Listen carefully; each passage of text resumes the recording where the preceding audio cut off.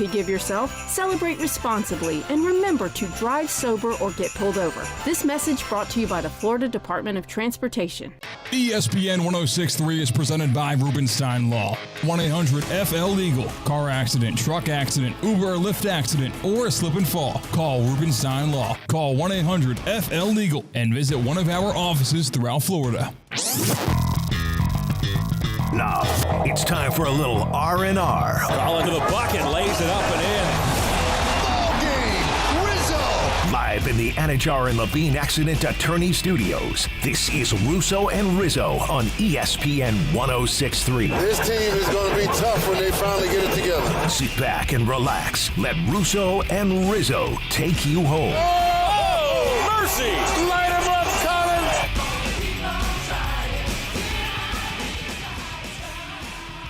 Good afternoon, ladies and gentlemen. Russo and Rizzo rolling on here on a Monday edition on ESPN 106.3. Hi, everybody. Colin Russo here. Jordan alongside me back at the City Play Studios in West Palm Beach is none other than Christian Cat behind the glass. I am on remote. I am over in Connecticut with family for the holidays. Hope everybody is enjoying the holiday week. I know we have a bit of a hiatus at the midweek point with Christmas coming up in just a few short days. But a lot to talk about, a lot to do. Packed weekend of football over the weekend with the college football playoff first round away and done with. Lot to learn there. We'll do that a little later on the show. And, of course, on the NFL side of things, there was a ton to take away from yesterday and Saturday's slate of games. More importantly, the Bengals, their odds are increasing ever so slightly, as the same with the Indianapolis Colts and the Miami Dolphins. The Dolphins probably the bottom of the bunch, but still those three AFC out-of-pocket, out-of-the-bubble teams still have a bit of a path to the postseason. We'll get into that. Get into some playoff implicating matchups over the weekend. What is going to happen this coming weekend with, of course, the triple header on Saturday. You got Monday Night Football tonight between the New Orleans Saints and the Green Bay Packers. Whole lot to do, whole lot of fun to be had. No Mike Rizzo today. Got you from 4 to 6 on Russo and Rizzo on ESPN 106.3. It's the holiday season. We all know you're eating. We all know you're enjoying time with family. Start your day out with a win. Start your day out with a bang. Go to F45 downtown West Palm Beach. It's the perfect place to get the functional type of workout in. It's got coaches on site helping you out, making sure your form is proper, making sure you're getting the right sweat in, and more importantly, making sure that your day starts out with a bang. A whole lot to do there. They got class-oriented style. You get in and out in just under an hour. You could sign up on the app. It's so easy to get involved. And more importantly, it's got the social side of exercising and like-minded fitness individuals that you can kind of surround yourself and meet new people in the area. And also, more importantly, start your day with a win. It's the holiday season. You're going to have a big dinner. We know that. Establish that. Go to F45. Check out their Instagram, F45 downtown West Palm Beach today, and get started locations in Wellington and Palm Beach Gardens as well. Christian Cat back at the City Play Studios in downtown West Palm Beach. Mr. Cat, how are we doing today? What's going on? Oh, spectacular. Doing great, man. And so you had a bit of a packed weekend yourself. You found yourself in State College. How was that? Oh, one of 106.5 thousand strong, yelling and absolutely freezing their hands off. But it was a good time. Was that the best Penn State game you've ever been to? No, absolutely not. That game kind of stunk. It was exhilarating. The game stunk. And In terms of atmosphere, how's that? In terms of atmosphere, no. There's been nighttime whiteouts that definitely bring the boom a little bit louder than that, because people were in self-preservation mode. When you're that cold, the real feel was around 10 degrees with the wind. But when there's like September whiteouts against teams like Michigan and Ohio State, who you have reason to believe not to beat those teams, no one walked into Beaver Stadium thinking they were going to lose that game, so it never felt in doubt. It was a great atmosphere, but I've seen better. Was there any SMU fans in the building? Oh, those poor people. Yes. They had one strip. So SMU fans traveled to State College for the game. Yeah, did you see the one charter that arrived an hour late to the game? Yeah, they had to circle the airport and divert a couple times and eventually got to the game an hour late, one of which, I believe, yes, it was, Bryson DeChambeau was on that bus with those big money boosters who we know have that oil money with SMU. Yeah, and they showed up an hour late. They might as well have turned around. They got nothing out of that game. And SMU fans got money, and they don't have time to waste. So they were definitely a little pissed off, Yes. strolling in to farmland in State College late to the game, and already it's a blowout. Wow, how about that? So you had a good time. We'll get into that a little later and what we learned from the college football playoff. But more importantly, what we saw yesterday, I guess the most implicating matchups over the weekend, of course, happened on the Sunday Night Football game. Tampa Bay and Dallas. Tampa Bay losing that one by 2 points, and it was a good game. It was never as close as the score indicated, but this is the kind of the Tampa Bay that I guess this is the abundantly clear notion of what Tampa Bay really offers. They are either an unstoppable offensive force or they cannot get out of their own way. And that was sort of the philosophy, I guess the message coming out of that game as they lost 26-24 on Sunday Night Football. They're out. They controlled their own destiny. They were in a full driver's seat, controlling the steering wheel, as Mike Tirico said yesterday on the call, of that NFC South, of a home playoff game, and they squandered it to Dallas. So my takeaway from that game is that not only is Atlanta now in a good position here to be in a great game against Washington on Sunday, but that Tampa team, it's the Tampa we saw last year. It's the Tampa we saw a year before. Ever since Brady left, a Todd Bowles-led Tampa team, that is what Tampa is. They are the 8 to 10 win range. They play hard for them, but they're erratic. They're inconsistent. And more importantly, you can't necessarily trust them to come in and week out to show up and play their best football. They just don't do that. No, they don't do that. They kind of got out physical last night, too. Completely. You think of a guy like Baker Mayfield, kind of chip on his shoulder, will take hits, even though he's an undersized quarterback. But it wasn't that. It was the receivers coming across the middle, getting laid out time. How many hospital balls did Baker Mayfield lay out there for the taking? He probably put 3 or 4 guys in hospital-related hits, just laying it out there in the middle of the field, exactly like you said. A very dangerous game that Baker Mayfield played yesterday. Oh, my God. And they were clean hits. So, kudos to the Cowboys secondary for both inflicting pain upon their opponent, but doing it without risking flags or risking ejections. Well, it's good because I guess now it adds a little bit of drama and suspense to what's going to happen in that NFC South. And, of course, one of them could sneak in and get that bottom tier, depending on the head-to-head, if it's Atlanta against Washington and the wild card spot. But it's likely going to be just one team coming out of the NFC South. Let me pose the question. We've seen both of those teams have their ups, have their downs. They're very erratic on either side. But now, of course, Atlanta has a new fizzle in the making in Michael Penix Jr., who played pretty well against the Giants. Not great, not bad, but he played a serviceable game, probably offered more than what Cousins would have. Now, all of a sudden, you have a decision to make on who you kind of want to leave your ties to. Is the NFL better off with an Atlanta of the crowd making into the postseason, or is they better off with call it like you want it, a proven postseason commodity in Baker Mayfield and the Tampa Bay Buccaneers, who have won playoff games, they have championship-winning players on the roster? Or do you go to Atlanta, who you haven't really seen in that position with a rookie quarterback, maybe a questionable ceiling, but offers something a little different? Where do you stand in regard to that? Yeah, I think it's the new kids on the block versus the grizzled veterans. Think about Mike Evans, Baker Mayfield, been through the ringer. Todd Bowles just been through the ringer, been everywhere as a coach or as a coordinator. Yes, I want to see the Bucs still make the playoffs over the Falcons. I think the Falcons are young and they'll have some time to come in the future. But the peaks of what I've seen from Baker Mayfield are more entertaining than the peaks of what I've seen from the Falcons. And I know we've seen one game of Michael Penix, but I'm confident it'll still be growing pains, and we won't see the best of him until the next following years. Give me the Bucs in the playoffs, at least for entertaining value. Do you think the Bucs will make the postseason? Now, the Bucs finish off here with the Panthers and the Saints, whereas the Atlanta Falcons are at Washington on Sunday Night Football, and then they play the Panthers as well. Panthers are no walk in the park, so let's establish that right here and then. But with the head-to-head victories, they swept the Tampa Bay Buccaneers. Atlanta's, of course, in the driver's seat.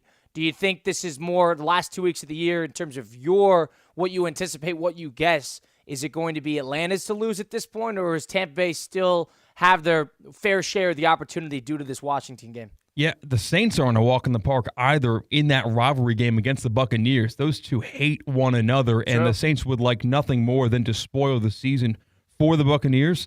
So I think I'm going to actually edge with the Falcons. I think the Falcons, I know it's easy to say they're the inside track, but I think the Falcons win out and make the playoffs.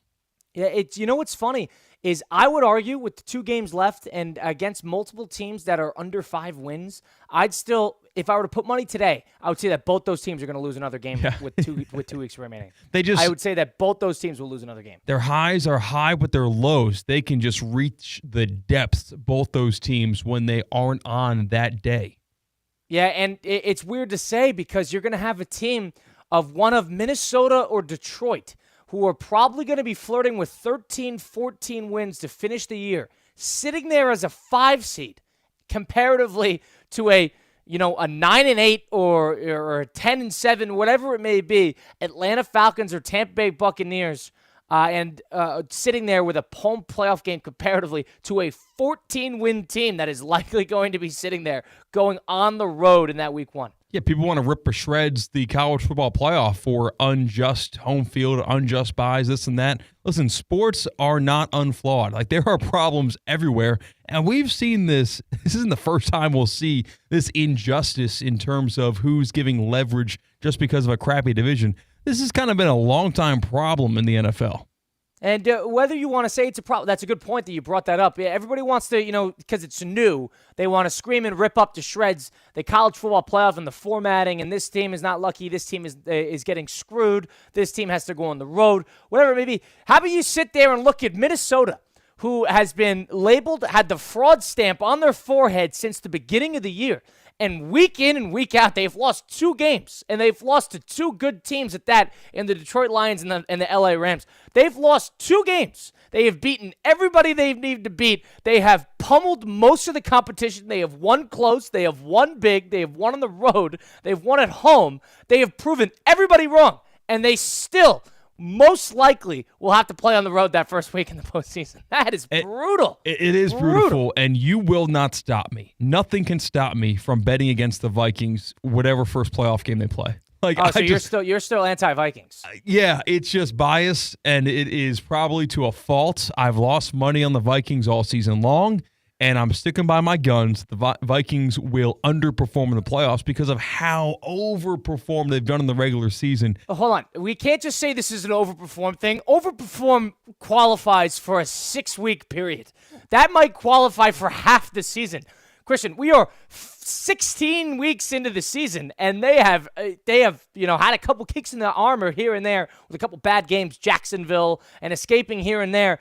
But the Bear game, ultimately, Minnesota has completely shown up to the plate every time they have asked of them. I don't think this could be chalked up as an overperformance. A lot of one-score games in that resume. I know that's the difference between good and bad teams. I don't want to listen to that because look at Kansas City. We all know that Kansas City is a good team because they won the postseason. But Kansas City wins in the close game, and that determines whether you're a good team or a bad team.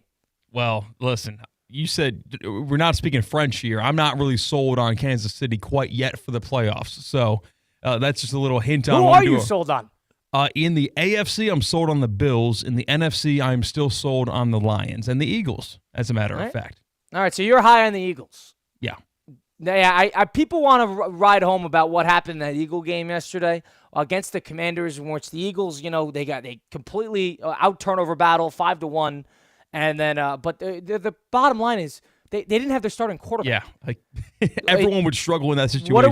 What are we writing home about? They lost the game to a good team that needed the game, was desperate in the game in their building, they led the entire game except for the last 6 seconds. Yeah, it's a tough loss. You probably shouldn't have let it happen. You probably could have escaped. But if they won that game, it would have been labeled an escape. But they didn't win that game, so now we're supposed to bash the Eagles? We've got classic Eagle fan. Yes, 2 very great skill players with 2 pivotal drops this season for the Eagles. Saquon against the Falcons, that's the difference between a win and a loss on their record. And Devontae Smith against the Commanders just yesterday. He catches that third down ball, and the Eagles win that game. All of a sudden, we're looking at a 1-loss Eagles team. Are you kidding me? Yeah, and there's something to be said about the Eagles and how they've, I guess, utilized multiple pieces, but also you sort of live by these great skill players and you die by them. And they have been in every game this year. They haven't necessarily been caught. This is just an Eagle team that if you want to, nitpick that Kenny Pickett couldn't get it done in company, fine. But the one thing, the takeaway of that is now the Eagles have probably lost their opportunity to play at home in the NFC Championship game if they were ever to get there. That is the key to that. They have lost the privileges of getting that bye, and because both the Lions and the Vikings are not losing 2 games.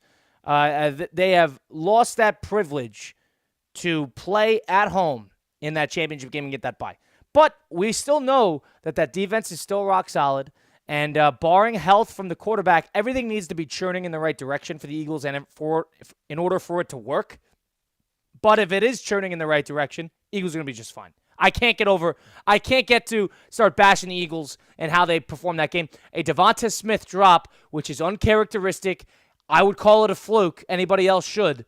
A fluke mistake loses them that game against a team that has had a ton of magic all season long. Think about Washington against the Cowboys despite them not winning that game. The Chicago game, the Pittsburgh game they lost in the last 2 minutes. They've been in tight games all season long. They're sort of seasoned in this sense. I can't get too far into bashing the Eagles when they had every opportunity.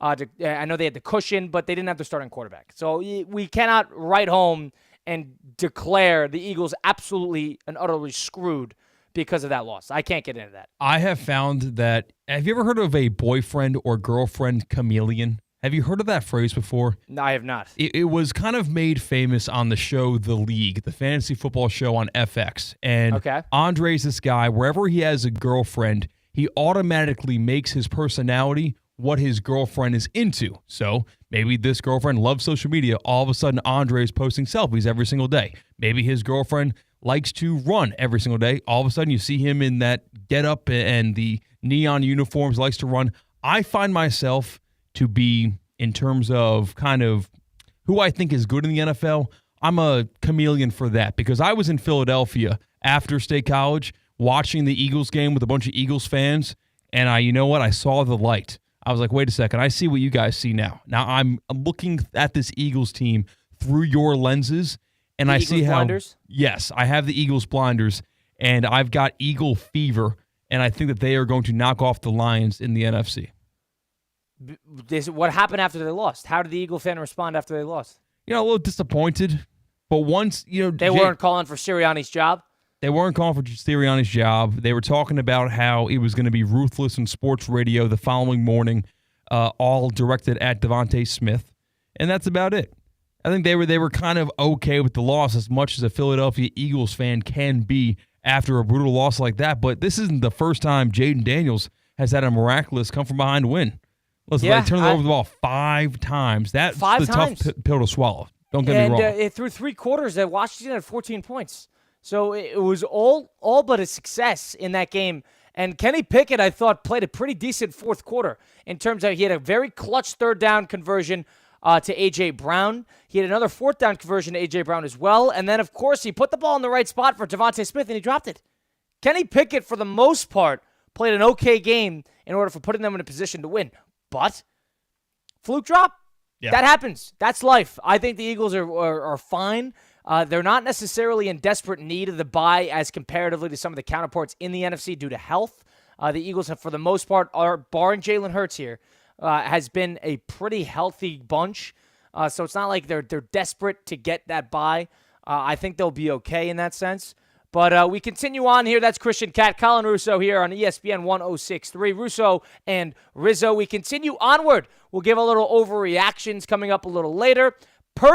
Brock Purdy went to Hard Rock Stadium yesterday and played the Miami Dolphins, in which the Miami Dolphins won that one in pretty easy fashion. The score's not as close as it was made out to be, but 29-17 final as the Dolphins took it over the 49ers. Dolphins still have a slim chance of getting into the postseason, but my takeaway from that game was Purdy. He's still going to be offering for that $55, $60 million contract. I am starting to not see the light. As Christian Cat said, he saw the light with the Eagles. I am no longer seeing the light with Brock Purdy and the 49ers. I do not think that is the right contract to be engaging in. If he's not great when all the pieces are somewhat working, and he's only great when everything's perfect, Is he the right guy to, hand the bank to, give him the keys of the vault? We continue on where we answer those questions, get into a little college football playoff next. Stick around, Russo and Rizzo, ESPN 106.3. Live from the Anajar and Levine Accident Attorney Studios. Anajar and Levine Accident Attorneys. Call 1-800-747-FREE. This is ESPN 106.3.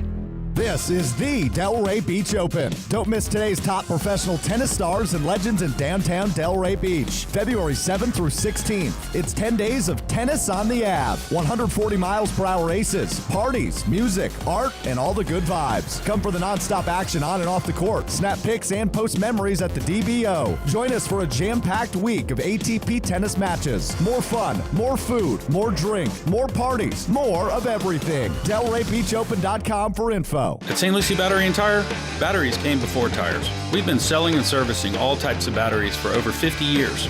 So when you need a battery for nearly anything, we have it, as well as the fast professional installation you need.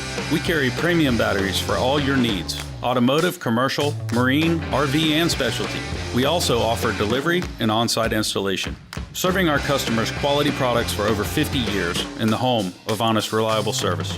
Go to slbt.com and book your next appointment. Want to accelerate your career as a manager or executive in the exciting industry of sports? Florida Atlantic University's MBA in Sport Management program is ranked #1 in Florida and 10th in the world. Students learn practical and applied skills from top faculty and experts who work in the industry. With a 94% placement rate for all grads, the full-time MBA program sets students up for success in the world of sports. Check out Florida Atlantic University's MBA in Sport Management program today by going to business.fau.edu. This holiday season, give your loved ones, friends, and colleagues a gift with endless possibilities. Give them a gift card to the Breakers Palm Beach. Breakers gift cards let you treat those who matter most to the things they love the most, like irresistible oceanfront getaways, lessons at the Breakers' new Golf and Racket Club, pampering at the exquisite spa, and shopping at the resort's stylish collection of on- and off-site boutiques. Gift cards may also be used for dining at the Breakers' renowned restaurants and bars, including Echo, Henry's Palm Beach, HMF, and Flagler Steakhouse. What's even better, for a limited time, when you purchase a $500 gift card online at thebreakers.com, you'll receive an additional $50 on that card. Compliments of the Breakers. Visit thebreakers.com today. Happy holidays from the Breakers family to yours. Experience the ultimate blend of luxury shopping, dining, and entertainment at the Gardens Mall. Just 1 mile east off I-95 on PJ Boulevard, this premier destination offers a mix of high-end brands, trendy retailers, and delicious dining. The mall's award-winning architecture, fine art, and lush landscaping create a stunning backdrop for interactive experiences and events. Whether you're shopping for the latest trends or enjoying the vibrant atmosphere, the Gardens Mall is Palm Beach County's top shopping and lifestyle destination.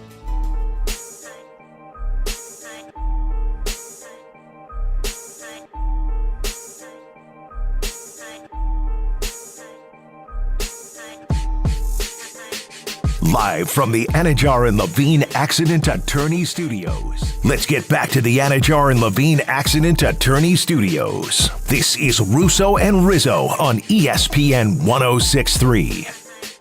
You heard it, Christian Cat in the Accident Attorney, Anajar and Levine Studios. If you've been in a car accident, truck accident, or suffered a slip and fall, my friends Mark Anajar and Glenn Levine at Anajar and Levine Accident Attorneys are here to fight for you. Because I personally know with Anajar and Levine, they have my back no matter what. They don't charge you unless you win. They work tirelessly to get you the maximum compensation that you deserve. Why settle for just any attorney? Demand Anajar and Levine today, because that's the Anajar and Levine difference. All it takes, one phone call to take back control of your life. Just one phone call. Don't wait. Call for a free consultation today. All you got to do, call 1-800-747-FREE. That's 1-800-747-3733. Don't waste any time taking back control of your life with Anajar and Levine. Colin Russo, Christian Cat with you on Russo and Rizzo on ESPN 106.3, live from the City Place Studios. That is where Christian Cat is. I am myself back at home in Connecticut for the holidays. Hope everybody is having a good holiday week with family, happy, safe, and focused,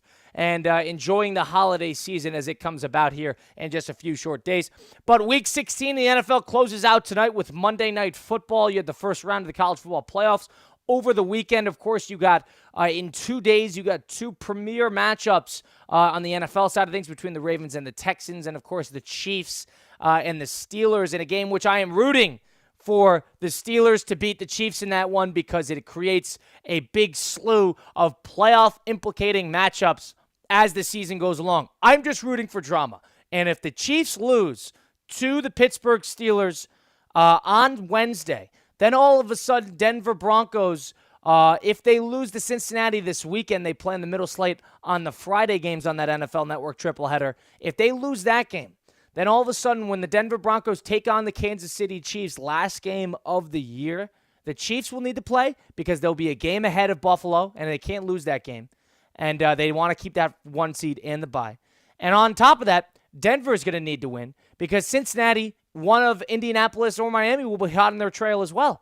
So you're going to have playoff-implicating matchups with that Kansas City-Denver game if and only if that Kansas City loses to the Pittsburgh Steelers on Wednesday on Christmas. So that will be my Christmas miracle game. Hopefully George Pickens plays in that one. Had to get that out of the way. I love playoff-implicating matchups. The Jacksonville Jaguars are long dead. But from what I saw yesterday on the Week 16 slate on Sunday was a Miami Dolphin game in which they played a little cleaner than what we saw, of course, a week ago against the Houston Texans, in which Tua Tagovailoa was god-awful. But now, all of a sudden, they stole that win against San Francisco, who was okay, probably a little better than they were against Los Angeles on Thursday Night Football. But the Dolphins still have a slimmer of a chance. I'm not going to sit here and proclaim that they have the clearest path to the postseason. They need a lot of help, and it starts with Indianapolis losing. But from what I saw from that game, I thought one thing was abundantly clear. And Christian, I want to get your thoughts on this. We talked about it a couple times about a week or two ago when the Niners were really shifted out of postseason contention. And it's what do you do with Brock Purdy? And Brock Purdy is somebody who the Niners have had the luxury of paying basically the bare minimum of for serviceable, if not above average, starting quarterback play. He had taken them to a Super Bowl. He had taken them to the postseason. When everything is clicking with them, he was 17-3 at a certain point in terms of everybody being healthy and everything working as a starter. So he's seen an insurmountable amount of success as a starting quarterback. But since then, has sort of struggled a bit. And some people want to chalk it up to the amount of injuries that the Niners have had. And, of course, Christian McCaffrey is down. Brandon Ayuk went down. Deebo Samuel's up and down. That defense has 100 injuries. Whatever it may be. Trent Williams hasn't been playing. But from what I am seeing against the Miami Dolphin team that is not that good, and from a Miami team that not necessarily clicking at this point in the season either, Brock Purdy needs to be more of a floor raiser in order to warrant a type of big-time contract that he is likely going to, demand with him and his agent when extension talks come about, whether this offseason or a little later in the year, whatever it may be.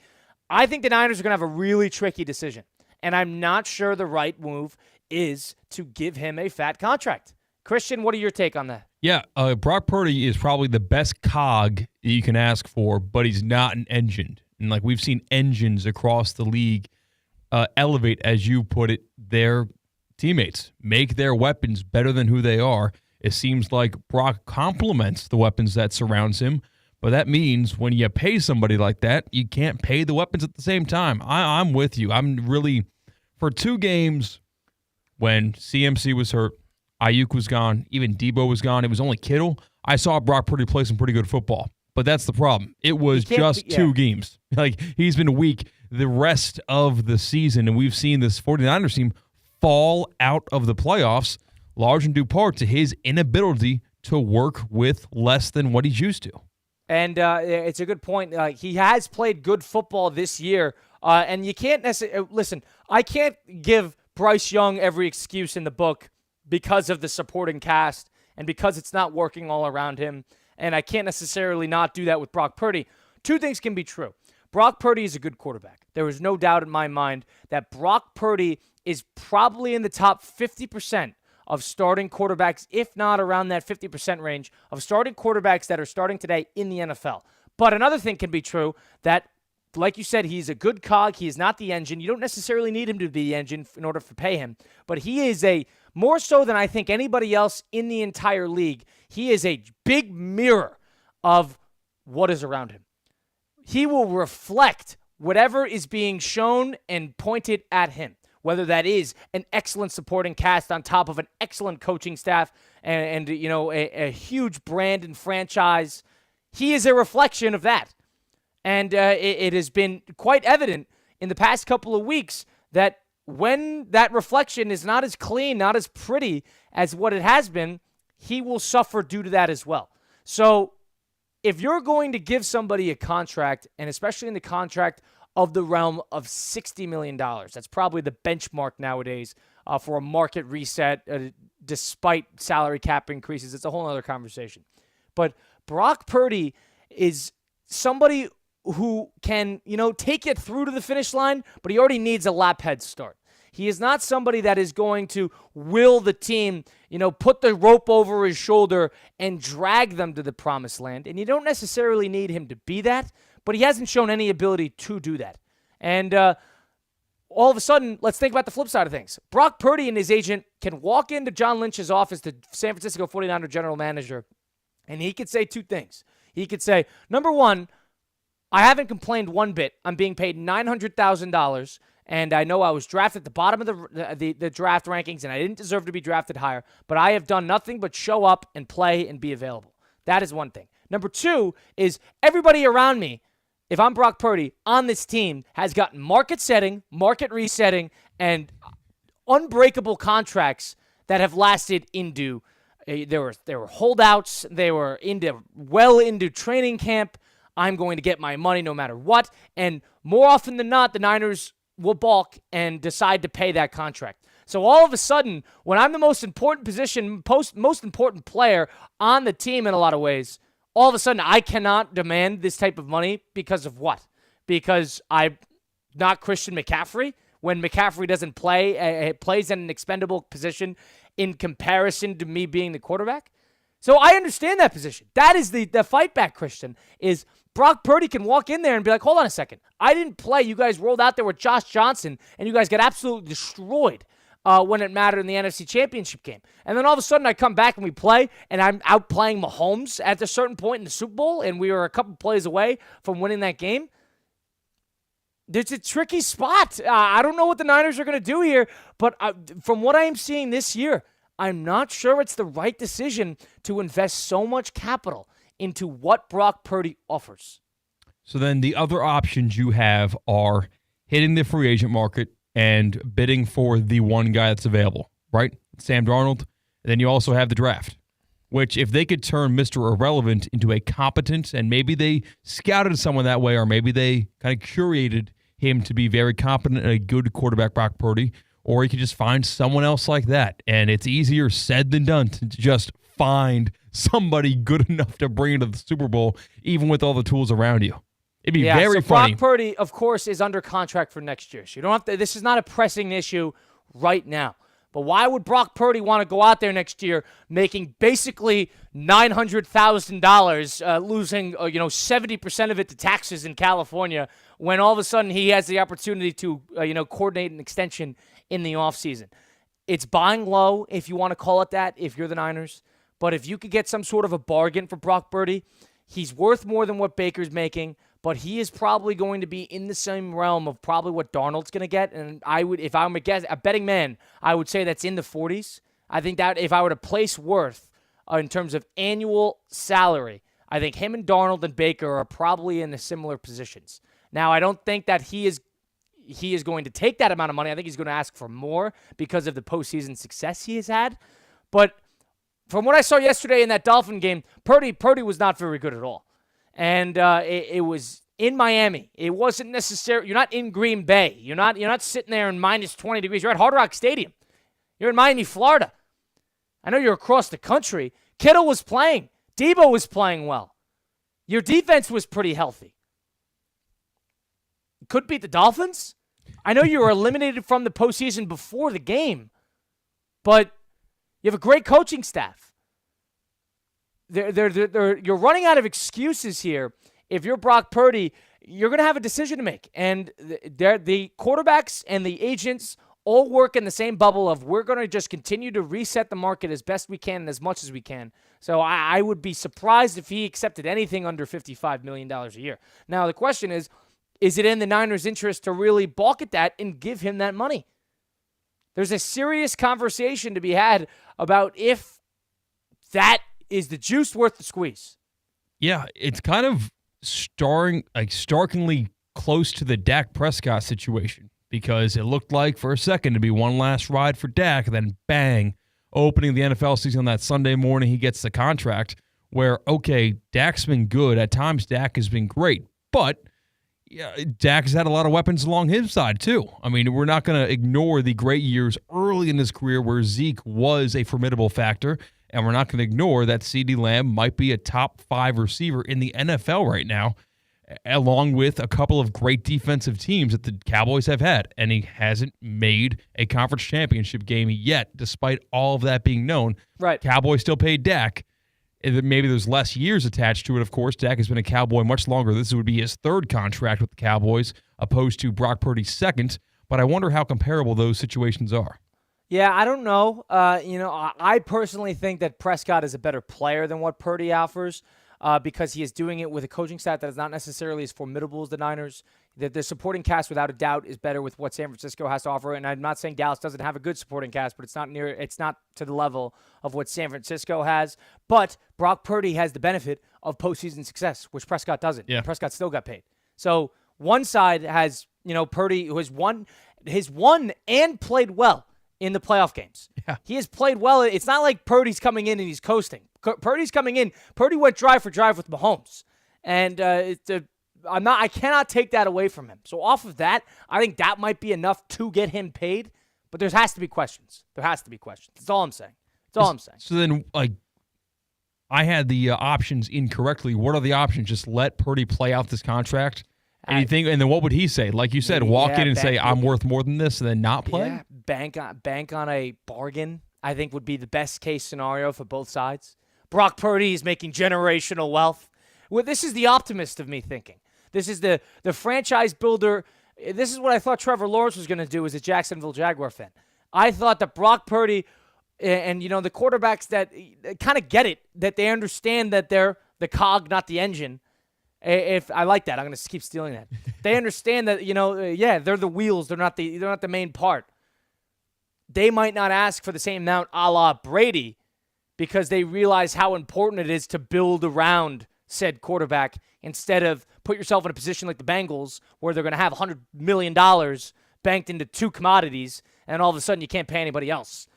Yeah, You'd think he'd learn from that, but I think these agents, players' unions, and the quarterbacks together care way too much about making entirely too much money. I think that's what it's going to come down to. I think almost every quarterback in the NFL right now would say, I would rather be a $40 million a year quarterback and a winner than a $55 million quarterback and a loser. See, you'd think that. That's you and me talking because we understand that $40 million and $60 million is not that much of a difference. Yeah, lifestyle change. Like, what else are you getting? In hindsight, in the grand scheme of things, not that much different. You're not entering different tax brackets in those contracts. But the quarterbacks think in the sense of resetting the market for each other, long-term stability for them, guaranteed money because of injury, and, of course, agents. Agents and players' unions have a lot of power in the NFL. We'll see what the Niners do. I'm very curious to see how they'll handle that contract. The Dolphins, of course, got to give them credit, but they paid Tua too. I don't know if the Dolphin fan is sitting there right now thinking that Tua is every bit of worth that dimes that he has made with the $57 million contract that he got in the offseason. I don't know if they're saying that. The Jacksonville Jaguar fan is definitely not saying that about Lawrence, and I don't think the Cowboy fan is saying that about Prescott right now, despite the fact that I think Prescott was worth the money, and I know you disagree with me on that. But I think after the year that Prescott had, they bought high, and that's just what he understood his value at the right point in time. But I don't know if these guys who are paying these big-time money to the quarterbacks are thinking, we're getting our money's worth. We're getting our money's worth. Who is saying that outside of 3, 4 guys, Burrow, Lamar, Mahomes, Baker. Josh Allen. You know who is saying that we got our money's worth? Tampa Bay. Yeah. With Baker Mayfield. They're the ones who are saying we got our money's worth. We got to continue on the program. We shift to what we saw in the weekend with the college football playoff, the first round, the inaugural first round of the expanded 12-team playoff. Saw 4 games, 1 on Friday, 3 on Saturday in the home venues. Not neutral sites, less corporate, home fans, real buildings, outdoors, cold weather. We saw it all. We saw a whole lot of blowouts. Now, all of a sudden, you got to think reflectively, hindsight, 2020. What did they get wrong? Did they get anything wrong? What did we learn? Not about what the teams that played, but about the college football playoff itself. We'll do a little bit of that next. Stick around for it. Russo and Rizzo, ESPN 106.3. Live from the Anajar and Levine Accident Attorney Studios. Anajar and Levine Accident Attorneys. Call 1-800-747-FREE. This is ESPN 106.3. Kaiser University's flagship campus, the 100-acre residential campus at 2600 North Military Trail in West Palm Beach, extends Kaiser University's educational offerings to over 100 degrees in the heart of South Florida. Kaiser University also has an athletic program with 20 national championships, including the 2024 Women's Swimming and Diving Championship and 2023 football, lacrosse, and men's swimming and diving titles. Visit KUSeahawks.com for the latest. As market dynamics change, the quality of service you receive from your accounting firm shouldn't. Anshin Accountants and Advisors take the time to get to know you and your unique circumstances to help resolve complex issues and develop innovative tax and accounting solutions tailored to meet your goals. If you're a high net worth individual or business owner eager for a strategy to maximize tax savings, let Anshin deliver where others can't. Visit anchin.com. Anshin Accountants and Advisors, recalculating what's possible. Hi, I'm Michael Manzo, owner and founder of Manzo's Italian Deli, and Stop, Dad. After 20 years, people are tired of hearing your voice. Yeah, and your lame-ass commercials. Fresh prosciutto, mozzarella, outstanding. Oh, please. There's only one reason Manzo's has voted #1 deli in Palm Beach County for 20 years. Our mother. She makes sure you prepare everything from scratch using only the freshest ingredients. Manzo's Italian Deli is located on Palm Beach Lakes Boulevard, right next to Rain Dancers. Is that a strip club? No, it's a steakhouse. Manzo's is open weekdays from 8 to 5 and offers free delivery. So stop by or call 697-9411. That's 697-9411. we also specialize in hot and cold catering for corporate functions and special events. Just ask anyone who was at my last birthday party. Your home for the Miami Dolphins in Palm Beach County and the Treasure Coast is ESPN 106.3. It's time to put your fins up. Don't miss a second of the action as Tyreek and company look to conquer the toughest division in football. You're listening to ESPN West Palm's coverage of the Miami Dolphins. Home or away, Sunday, Monday, or Thursday. Regular season or postseason, the Miami Dolphins play right here on ESPN 106.3. Presented by Twin Peaks, South Florida Ford, and PNC Bank. Tired of being sidelined by a sports injury? Get back in the game with Baptist Health Orthopedic Care. Whether you're a professional athlete or even a weekend warrior, you can get back to doing what you love with our compassionate orthopedic team. Experience a new level of care and get back to your best. Welcome to being treated like a pro. Make an appointment today at baptisthealth.net/ortho or call 833-556-6764.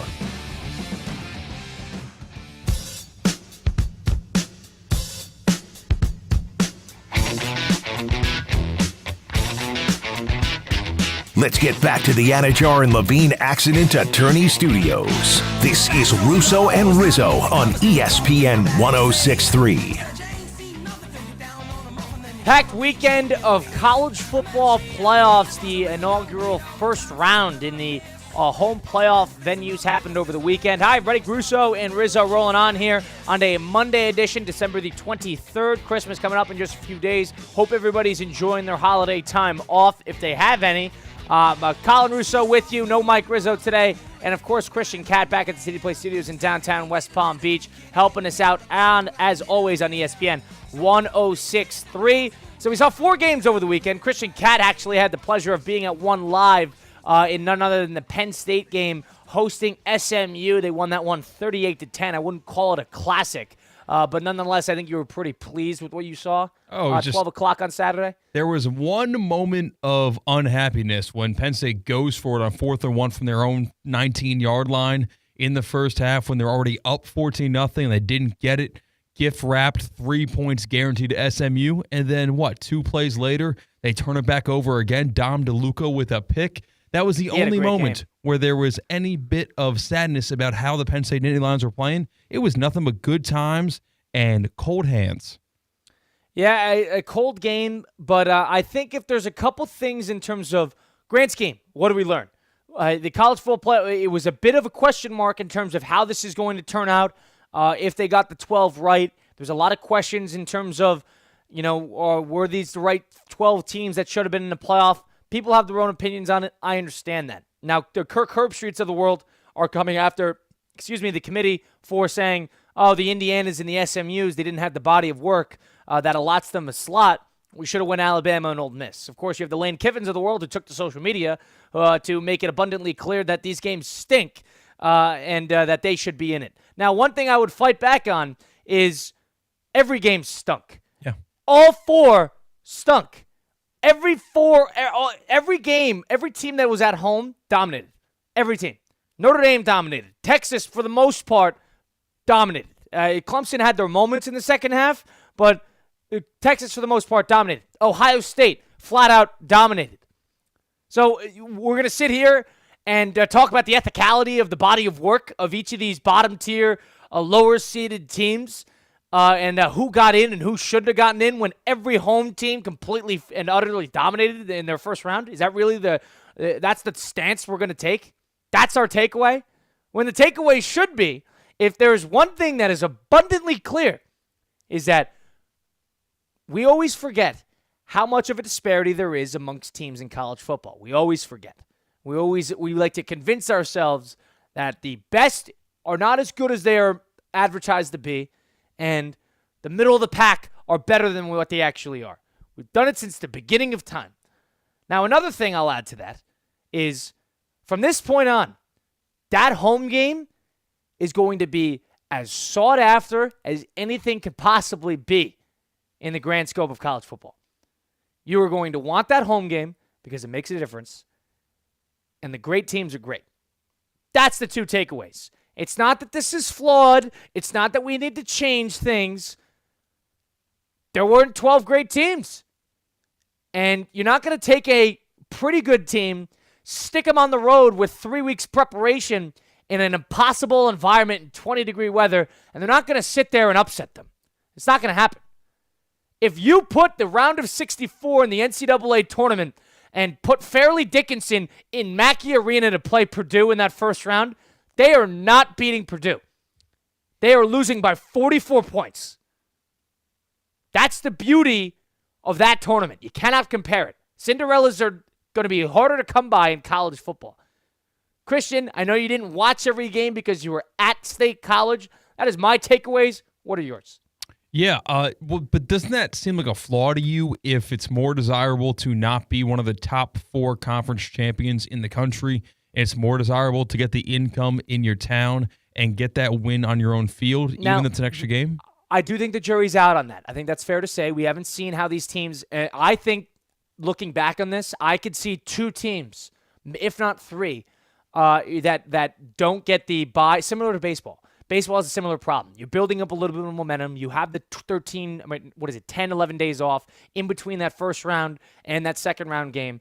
The second round is, of course, going to be at a neutral site in a bowl game where everybody can travel in. And the first one, you're going to get a ton of revenue for your home fans. You're going to have the momentum. You're going to be building off a huge foot. You're going to be able to – it's a tune-up game.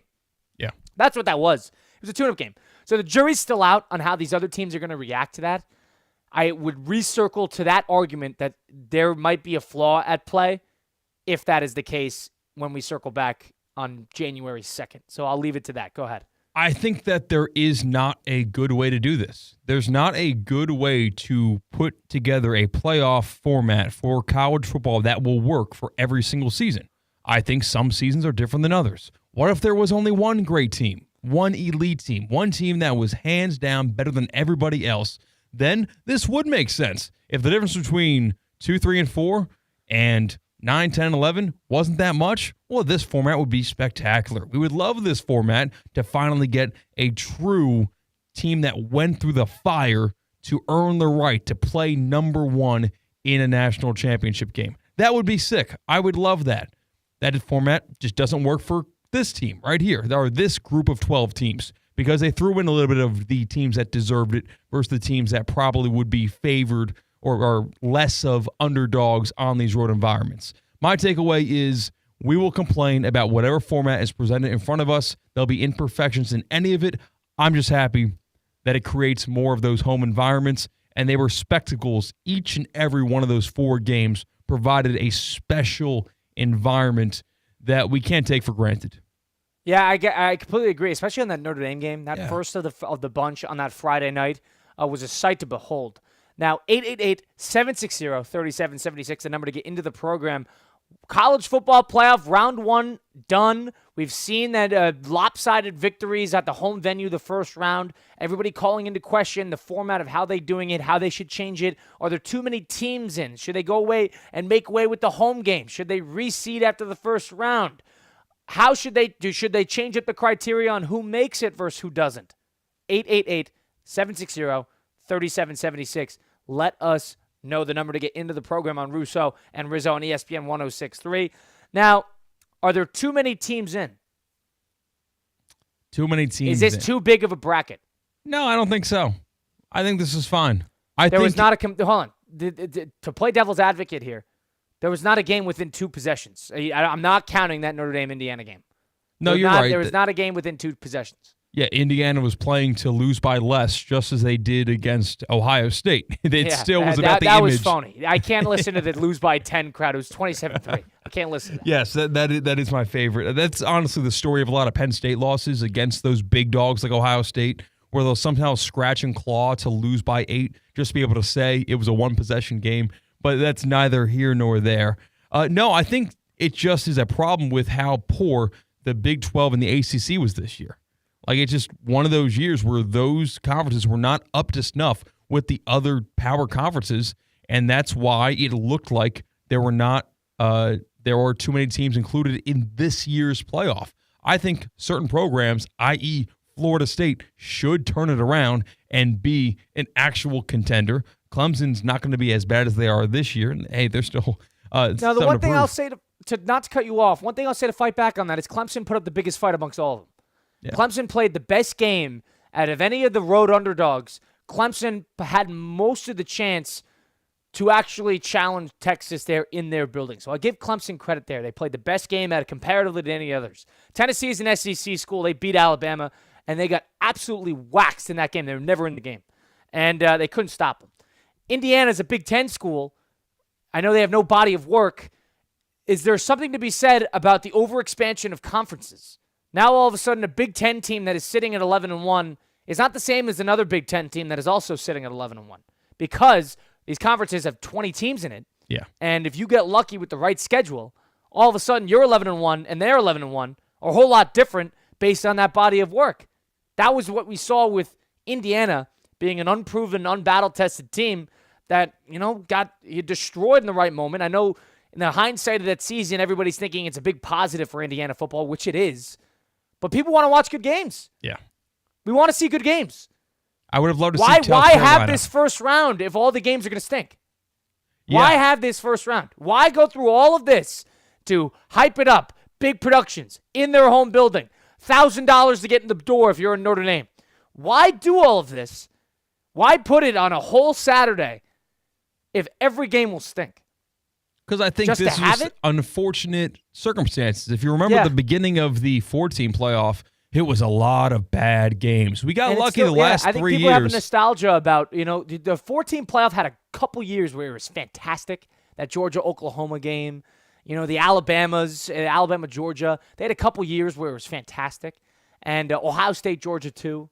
But other than that, there was a lot of blowouts in the 4-team playoff as well. Yeah, certainly. And I think that this just happened to line up with the first year of conference expansion or, a conglomeration. And also, I think that the fact that anyone can play for a national championship, truly, I think that spreads out the NIL dollars, that spreads out the elite talent, that you don't have to go to Ohio State, Georgia, Alabama if you want to play for a natty. You can go to freaking Boise, Idaho, and still play for a national championship. And we're only year one into that effect. Now we're going to see it in front of us. If Boise State puts up a fight, and we're going to see it every year after this, it's going to spread out the talent more and more across the country. Yeah, maybe. There's probably an argument to that. Now, if I'm looking at the playoff now, I'm looking at that first round, and I needed an immediate fix. Here's what I would do. Number one, there's one thing that's abundantly clear, is that the 4 teams that got the bye should not be the 4 teams that got the bye. Yeah. Clear as day. Yeah, Boise State should have played in that first round, and Arizona State should have played in that first round, without a doubt. It would have made 2 better games. Yeah, this would have worked if it was the Power 5 conferences where we had kind of traditional powers up there, or even the Pac-12 was good in its final year. But right now, as it stands, you need to have the 4 best teams have 4 byes. 4 best teams need to have the 4 byes. And if to what your argument a little earlier in the segment is true, and the fact that if you play in your home field and you don't get the bye, you get to play in your home building, you get a bit of a tune-up because you play with a ton of momentum, you have your home income, so you make a ton of money off of it, and all of a sudden, instead of sitting for a month waiting to play, sitting in your own thoughts, you get to actually build some momentum coming into a game that's 10, 11 days later, which is a good amount of time in between games. If that proves to be a good momentum boost into the second round, then it would be better off if the teams that are lesser and the teams that don't have the talent and don't have the coaching and straight up have a tougher time matching up with some of the higher tier top 4 teams in college football, then that momentum boost will prove to be a benefit. That will be a good little boost that those teams need in order to even hold a candle to what some of these teams can do. Yeah. So we'll see if the Ohio States of the world go in and throttle. Ohio State's favored against Oregon. If they go in and throttle Oregon because they lost them once, they're motivated, it's a different beast now, they got a ton of momentum. If that proves to be a big momentum shift similar to baseball had, and whether people thought that the bye and playing in the wild card was to the benefit of the team, then all of a sudden, if you restructure it properly, you might be actually putting teams in a position to get something out of it or to try to level the playing field to a degree. Yeah, and like the momentum is one thing, and kind of building that mojo is one thing, but also it's fair to say, and it's clearly obvious, that the runners-up in our best conferences are better football teams than the champions of the lower 3 conferences. We can all admit to that, and that's very clear. Yet, if you win your conference and you're a power conference, you play those runners-up in those power conferences.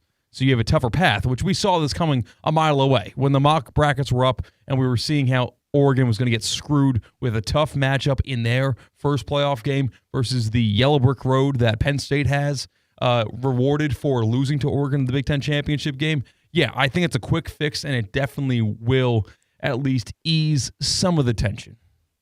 You're trying to level the playing field. That's really the bottom line. If you're thinking about college football, you are going to every year have your 3 great teams. You're going to have your 2 great teams. You're lucky if you have your 3 great teams. Think about years past. Georgia was head and shoulders above the crowd. Clemson, the year they won undefeated, Trevor Lawrence's freshman year, head and shoulders above the crowd. The Mac Jones year, when they went undefeated, head and shoulders above the crowd. LSU, head and shoulders above the crowd. There is only a select few teams that everything comes together at the right time, where the coaches haven't been poached yet, and they have the right amount of, senior NFL-ready talent on top of the good transfers, impact transfers, and a great quarterback.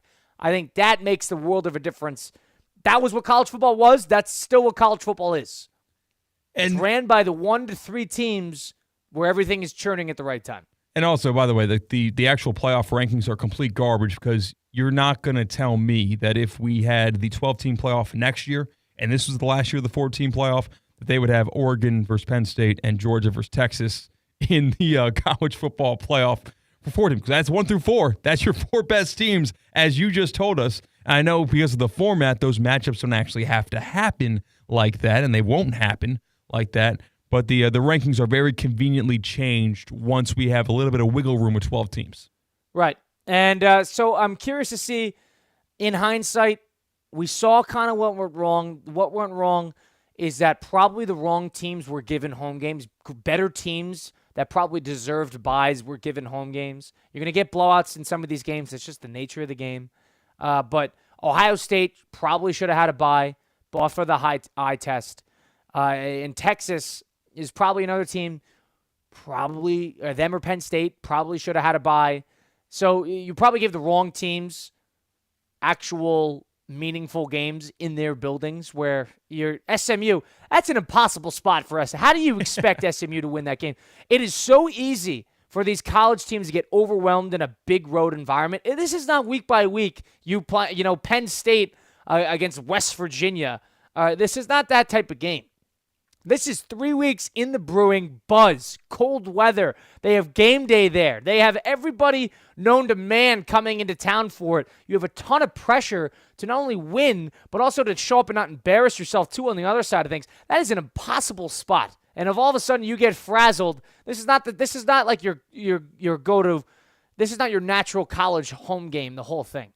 But we'll see. The college football playoff, how do they adjust? How do they fix it? Is there a fix in mind? My takeaway is this is just what college football has been. There's 2 or 3 great teams, and the rest are kind of just figuring it out. And the college football playoff needs 2 things. Number 1, the best 4 teams, not the 4 conference champions, need to get that bye. And number 2, playoffs need to be reseeded after the first round. Need to be reseeded. Ohio State and Oregon might be the 1A, 1B of the entire tournament, and it's playing in the quarterfinal. Yeah. Can't happen. We roll on here. That was Christian Kapp. Colin Russo with you on ESPN 106.3. We'll talk to Jonathan Zazo, the Zazo Show 2.0, in just about 20 minutes. But in the meantime, coming up next, we're going to do a little better than yesterday. Holiday seasons are here. The good habits, the bad habits, everybody with family. We got a lot to reflect on. We'll do a little better than yesterday, presented by Flagstick Golf Performance. Coming up next, stick around for it. Russo and Rizzo, ESPN 106.3. Anajar and Levine. Call 1-800-747-FREE. That's 1-800-747-3733. ESPN 106.3. WUUB Jupiter, a Good Karma Brands radio station. Business owners, are your employees driving you nuts? Is money tight? Or have you just poured your heart and soul into your business and now it's time to retire and just relax? At Transworld Business Advisors, they have buyers from all over the world ready to buy your business now. Call for a confidential conversation about your business's current value. 561-203-5121. That's 561-203-5121 or visit tworld.com today. Paradise is waiting for you at the newly reimagined Hilton West Palm Beach. With artful, sun-filled guest rooms, it's the perfect escape. Unwind with resort-style amenities. Indulge in 5 unique dining spots, including the all-new Moody Tongue Sushi. Hilton West Palm Beach offers flexible event spaces, vibrant nightlife, and so much more. Book your stay today at HiltonWestPalmBeach.com. Paradise reimagined at Hilton West Palm Beach. Order for Jennifer C. Is this my double shot, double cream, double froth, double pump, double whip, double sleeve? Yeah. Can you handle that much caffeine? Did you know Discover automatically doubles all the cash back you've earned at the end of your first year? Oh, really? That's great. Seriously, did you know Discover automatically doubles all the cash back you've earned at the end of your first year?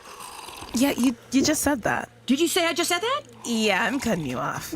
I can't have any more? Why not? You earn, we match. Discover Cashback Match. See terms at discover.com/creditcard. Hey, Florida drivers, the holiday season is upon us. When celebrating, always plan ahead and know all your options. If you drink, don't get behind the wheel. Instead, designate a sober driver or catch a ride service. And if you are the designated sober driver, commit to staying sober. Besides, a DUI could cost you $10,000. Not exactly the best gift you could give yourself. Celebrate responsibly and remember to drive sober or get pulled over. This message brought to you by the Florida Department of Transportation. Hi, this is Blaine Isbell, Corporate Vice President of Team IP. For over 30 years, Team IP has been a national leader in decorated apparel and promotional products. National corporate brands and 22 college bowl games, including the Boca Raton Bowl, make Team IP their partner of choice. Team IP, located right in our community in Stuart, is a proud partner of ESPN West Palm. Contact me anytime at 877-821-8643 or head to teamip.com and take the first step in making Team IP your team to boost your brand. Hear that? The sound of your antique fountain pen gliding across linen paper as you journal in the park. And if you were here, you'd be inspired by the warm breeze. But you're not here. Because your self-care happens out on the road, riding your motorcycle protected by Progressive. And the wind in your face on the road is all the inspiration you need. So if you ride, get a quote and see if you could save with Progressive, America's #1 motorcycle insurer. Now that's inspiring. Progressive Casualty Insurance Company and affiliates, not available in all states. Weekdays at 2, it's Theoretically Speaking with Theo Dorsey, the show where theories fly and facts take a coffee break. Only on ESPN 106.3. Time now for a PNC pause. PNC Bank is committed to helping the customers and the communities they serve move forward financially. See how they can make a difference for you at PNC.com. Finished with holiday decorations and need affordable gifts for everyone? Advanced Discount South Florida Fair tickets are filled with fun and make great gifts. South Florida Fair discount tickets are on sale now at Publix and online at southfloridafair.com. Fair opens January 17th in West Palm Beach.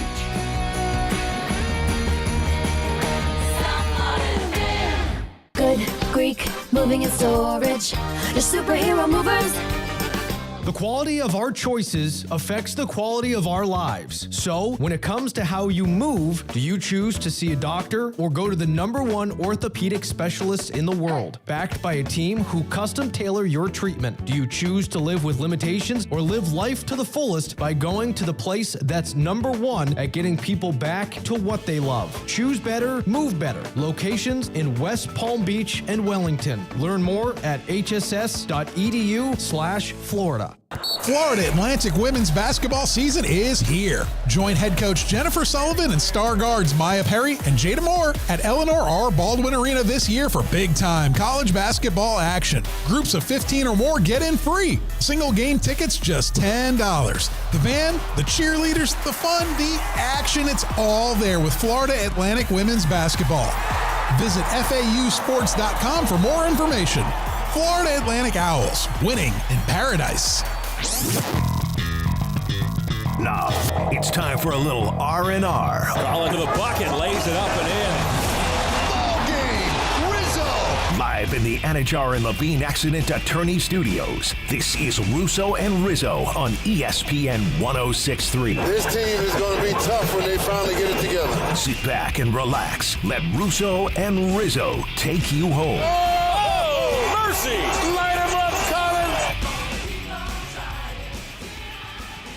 Second hour here of Russo and Rizzo on the 23rd of December, a Monday edition of Russo and Rizzo on ESPN 106.3. Hi, everybody. Colin Russo here. No Mike Rizzo today. He is on vacation with family over in Cleveland, but I am live here from Connecticut, actually, from my home base. But we get Christian Cat back at the City Play Studios in downtown West Palm Beach, keeping us up over the air. He is with us here as we take you up till 6 p.m. Had a packed Week 16 slate on Sunday and Saturday of NFL football. You had the college football playoff first round come and go. A lot of takeaways with that. More importantly, in hindsight, how should the college football adjust to this? 4 bad games to open this up. Is it a criteria for getting into the playoff thing? Is it a formatting thing? Should they give the different teams the actual bids? Or is this just the case of this is just flawed sports, competitive sports? Teams lose big sometimes. Home field advantages are large. What is it? We broke that down. We got a whole lot to do talking to Jonathan Zaslow of the Zaslow Show 2.0 and the College Football Tour coming up a little later in the program. But it's the holiday season, Christian, and we're just 2 days till Christmas, I think, and New Year's resolutions actually looming. No better time to really start thinking about, all right, how do I want to attack this next year? How do I really want to make sure I'm my best self in 2025? And how can I be better than yesterday? Let's do it. A little better than yesterday, presented by Flagstick Golf Performance. Flagstick Golf Performance presents Better Than Yesterday. Our football team was like the kid that plays second French horn in the school band. We got to play better. Yesterday's me wore mismatched socks. Today's me will embrace it as a fashion statement. How will you be better than yesterday? Better Than Yesterday was where Christian, Cat, and myself reflect a little bit and think about in the sports world or in our personal lives what we need to improve upon, what we need to become better than yesterday. And, of course, it's presented by Flagstick Golf Performance. It's the ultimate indoor golf experience. It's in Boynton Beach. It is now open. Flagstick Golf Performance has a unique facility featuring 3 state-of-the-art indoor simulators. On top of that, a state-of-the-art putting studio as well. Even if you want to get fitted, you want to get shaped, you want to get your clubs fixed. It has a tour-inspired build shop. Andy and his team work closely with players of all levels in their golf games and making sure that they have the right tools, the right clubs, and the right technique and form to be playing at their top level. You could take lessons for their PGA professionals there. You could go play 18 on any course basically you want with the state-of-the-art simulators. They have all those courses from all over the world loaded up and ready to play as well. It's really the optimal environment to leverage technology, to get the good insights in terms of data, to make sure that you're hitting the ball properly and that you're improving day to day, because you'll have actually quantitative data to adjust to that. And, of course, I myself being a fairly elementary golfer, to put it nicely, I'm working on my game. And thankfully, Andy and the team are working closely with me to make sure that I can kind of catch up to speed. We're in Palm Beach County. There's hundreds of different great courses just in the area. I'm going to have to catch up to speed. Everybody plays golf. Everybody's good at it. I got to catch up and catch up fast. Thankfully, Flagstick Golf Performance has got me covered. They're located in Boynton Beach. They have memberships, daily access for all. Go check out their Instagram, Flagstick Golf Performance, or visit them in person. You can find out all the info you need at flagstickgolfperformance.com. They have a ton of great promos and first-time entry fees and the whole thing. Go check it out there or on their Instagram at Flagstick Golf Performance.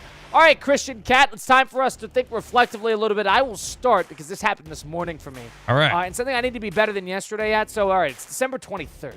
And I feel like as somebody who celebrates Christmas, I'm back for the holidays. I'm from Connecticut, so I live in the Connecticut area. And, of course, a lot of people are coming from New York City, coming from all over the country, the whole thing. And there is a big market that is very popular called Stu Leonard's that is in Connecticut. And Stu Leonard's has this giant parking lot. It is not Costco. It's a little bit more locally sourced and branded, but it's a great little market. Great food, pre-made food, the whole thing. But the only thing I can compare it to, it is Normandy Beach in 1945 trying to find a parking spot in that area. I went with my mother this morning.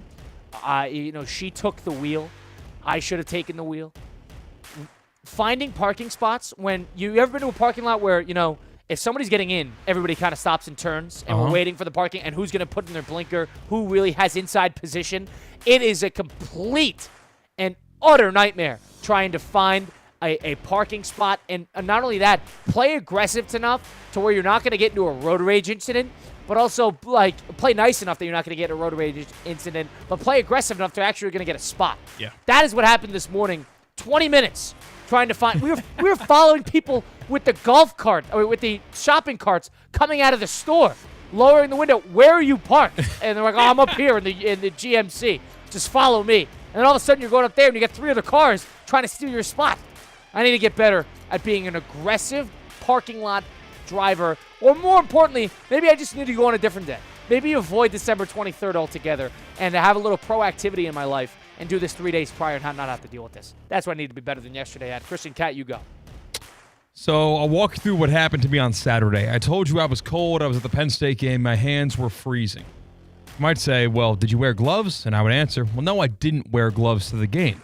And you might ask, well, why'd you do that? Gloves to the game? It's your own damn fault. See, Cat. Well, I did bring gloves to the game, but I was not able to wear gloves to the game because here's the situation.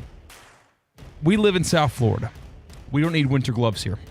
So I said, okay, I'm going to buy winter gloves when I get up to State College, maybe even get Penn State Nittany Lion gloves when I'm walking downtown the day before when I was bar crawling, because I got a couple stuff when I was there either way. Why not get a knit cap and gloves?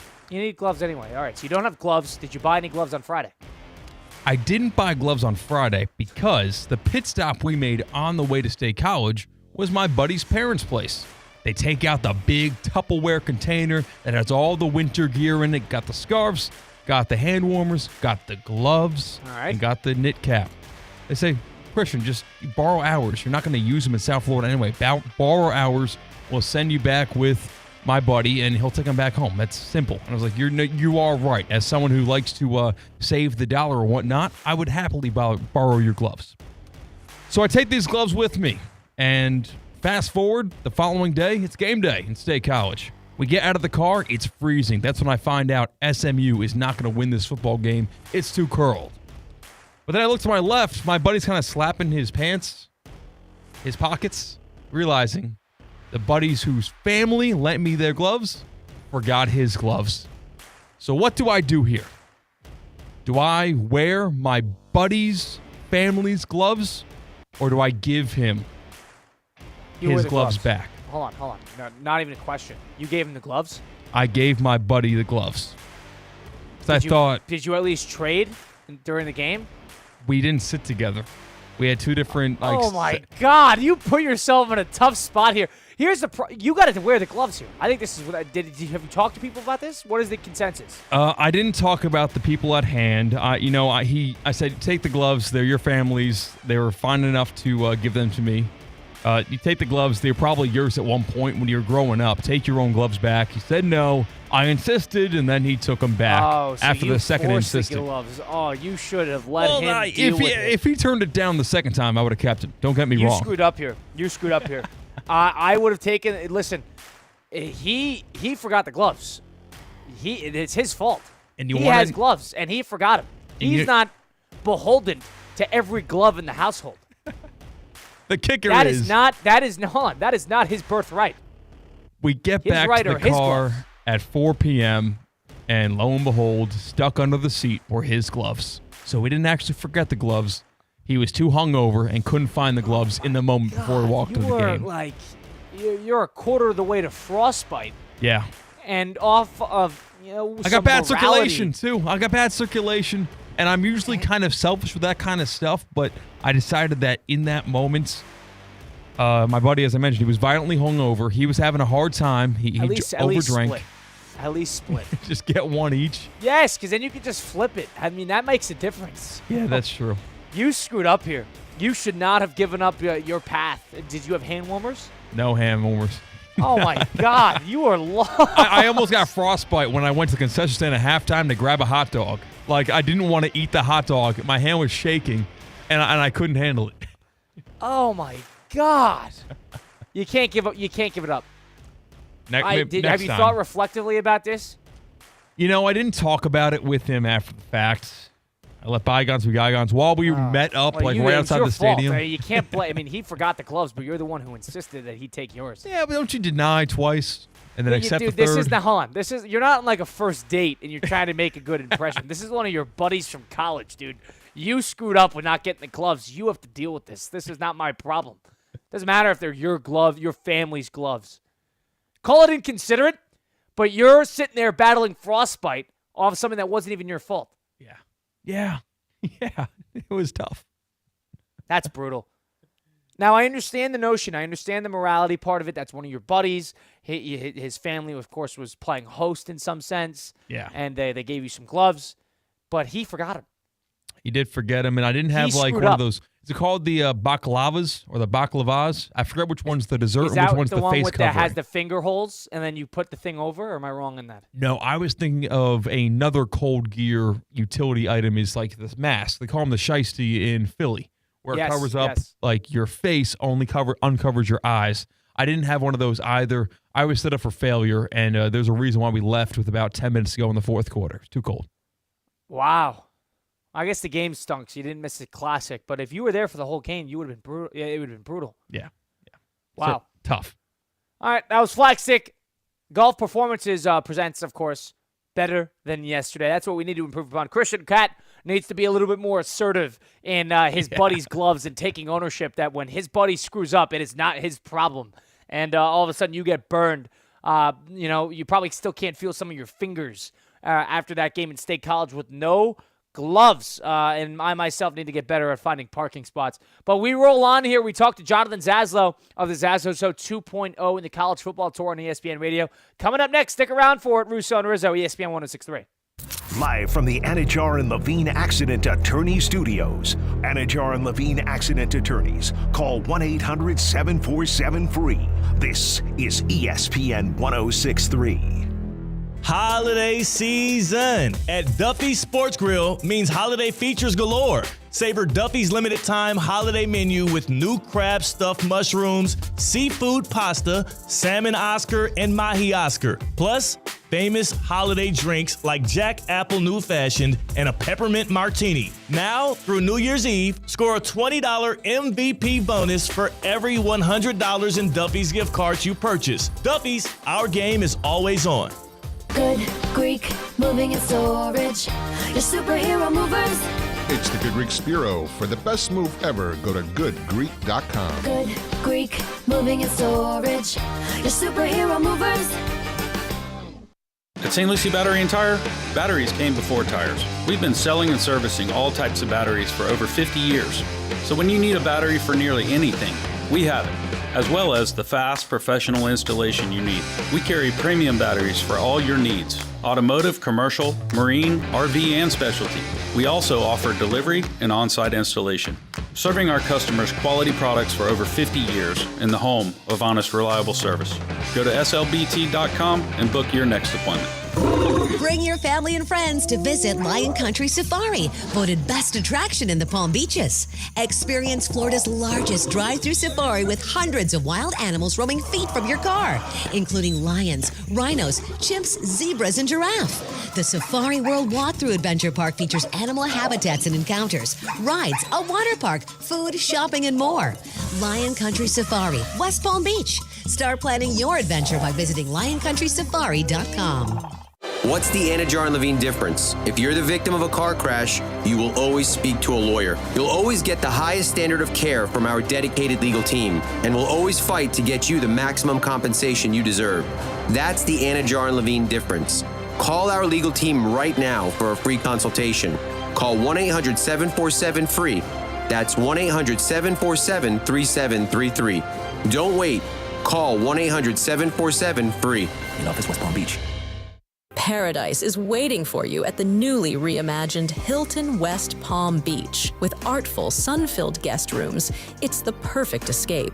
Unwind with resort-style amenities. Indulge in 5 unique dining spots, including the all-new Moody Tongue Sushi. Hilton West Palm Beach offers flexible event spaces, vibrant nightlife, and so much more. Book your stay today at HiltonWestPalmBeach.com. Paradise reimagined at Hilton West Palm Beach. Good people, it's me, Theo Dorsey, and I want to make sure you're locked in with us at Theoretically Speaking. Just hop on YouTube, search at Theo Speaking, and hit that subscribe button. You can watch us live or you can play us back at Theo Speaking on YouTube. It's free.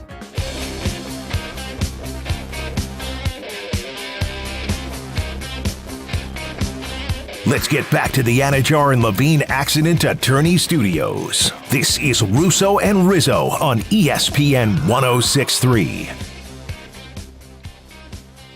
Rolling on here on a Monday edition of Russo and Rizzo on ESPN 1063. Colin Russo, Christian Cat, helping us out back at the City Place Studios in downtown West Palm Beach. Monday, December the 23rd, post-college football round one, I should say, in the home venues where none of the games were particularly good, but a lot of good games yesterday on the NFL side of things, including that Commander-Eagle game. That Viking-Seahawk game was good. Tampa Bay Cowboys was pretty solid, and of course you have a packed slate, including some 2 games of Christmas football coming up on Wednesday. So we've got a whole lot to look forward to, a whole lot to talk about. Welcoming in Mr. Jonathan Zaslow, the Zaslow Show 2.0. And formerly the College Football Tour on ESPN Radio. Actually, the College Football Tour, which will be at, is it the semifinals, Zaz, or is it the championship? How are you handling this? Both. Yeah, like I get a couple weekends to reconnect with the family, spend a little bit of time with my kids here. It was nice having a weekend to myself the last few days, and we are back out on the road for the semifinal Cotton Bowl. Now, that's a Friday game. All right, so we're doing like afternoon drive on ESPN Radio, college football tailgate for that. And then the next week it'll be the national championship, which is a Monday. And that, of course, is in Atlanta. So a couple more shows for college football tailgate, couple more shows indeed. Hopefully you get a couple good ones there. But let's start with what we saw over the weekend. of course you could go and start making your declarations about certain teams. Ohio State is great. We know all of this. Notre Dame is good. We know all of this. But hindsight, there are a lot of questions in terms of, did the right teams get in? Is the format the right format? Are the home field advantages too big to surmount? Think hindsight here, Mr. Zaslow. 4 games through, it's maybe too small of a sample size to draw a direct declaration or some sort of conclusion. But what were your takeaway in terms of the games weren't good, but hindsight, college football playoff, what were your takeaways? Well, look, the game stunk. There's no sugarcoating that, but I'm not sitting here trying to change the formula, and I'm not sitting here telling you that SMU, Indiana, that they didn't belong in the tournament. Look, these were the rules, all right, and they absolutely belonged. When you're expanding to a 12-team format, you're going to have a couple teams most likely that have their flaws.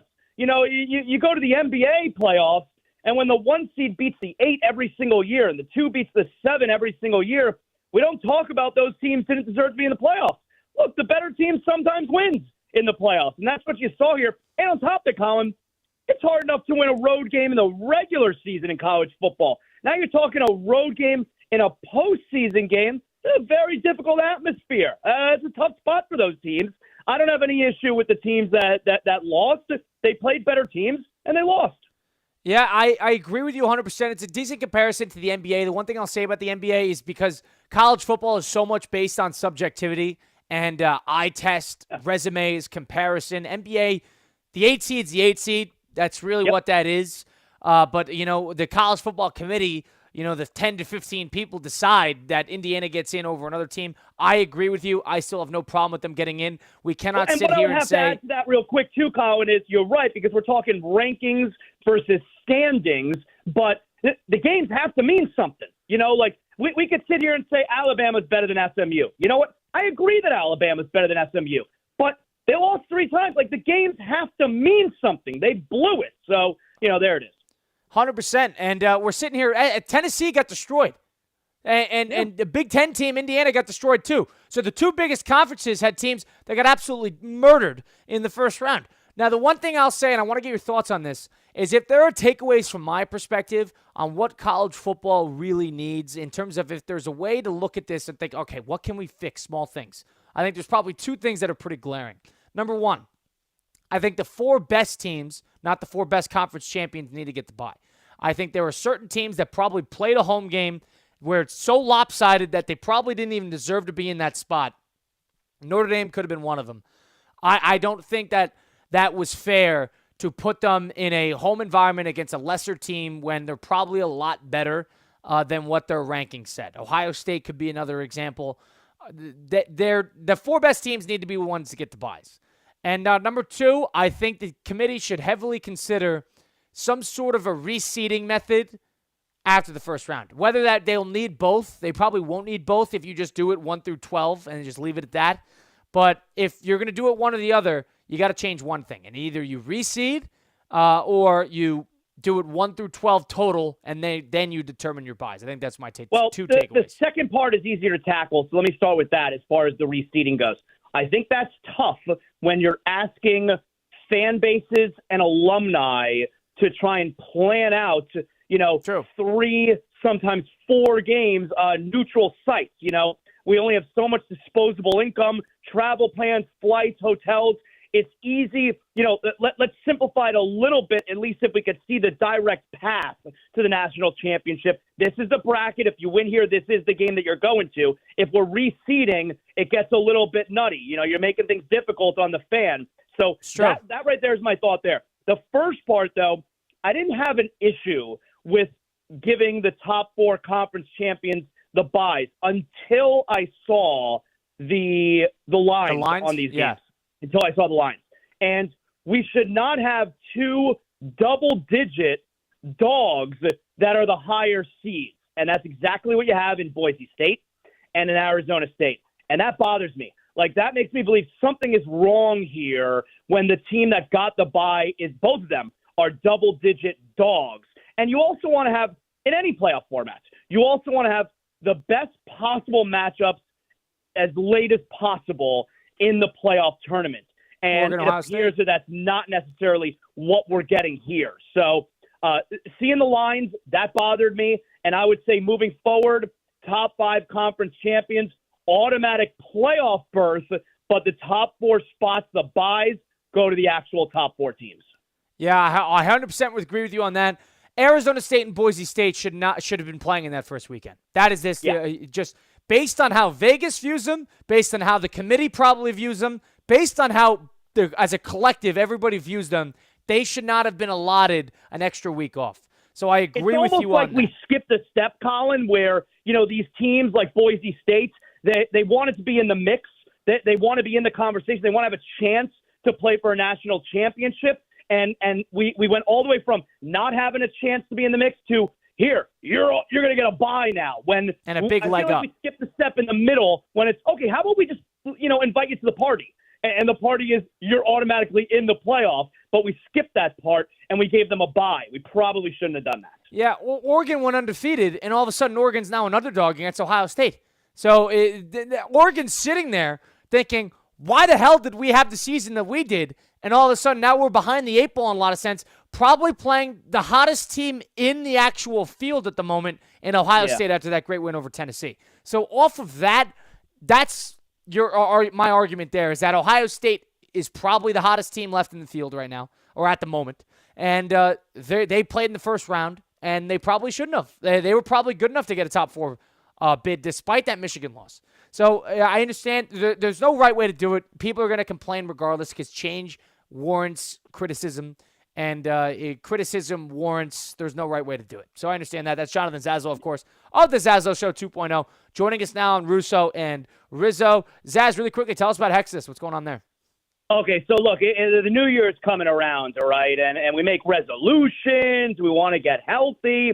Well, let's be honest. One thing that bothers some of us is, if our performance in the bedroom with our significant other, maybe it ain't so hot. Well, you don't have to worry. Hexus MD has just the thing for you. Hexus MD's new performance blend. It's like a turbo boost for your engine, Colin. No awkward doctor visits. You don't need to sit there and tell them the issues you're having in your bedroom. Nobody wants to do that. No prescriptions with crazy side effects. It's just a powerful, easy-to-use pill. Gets you right back in the game.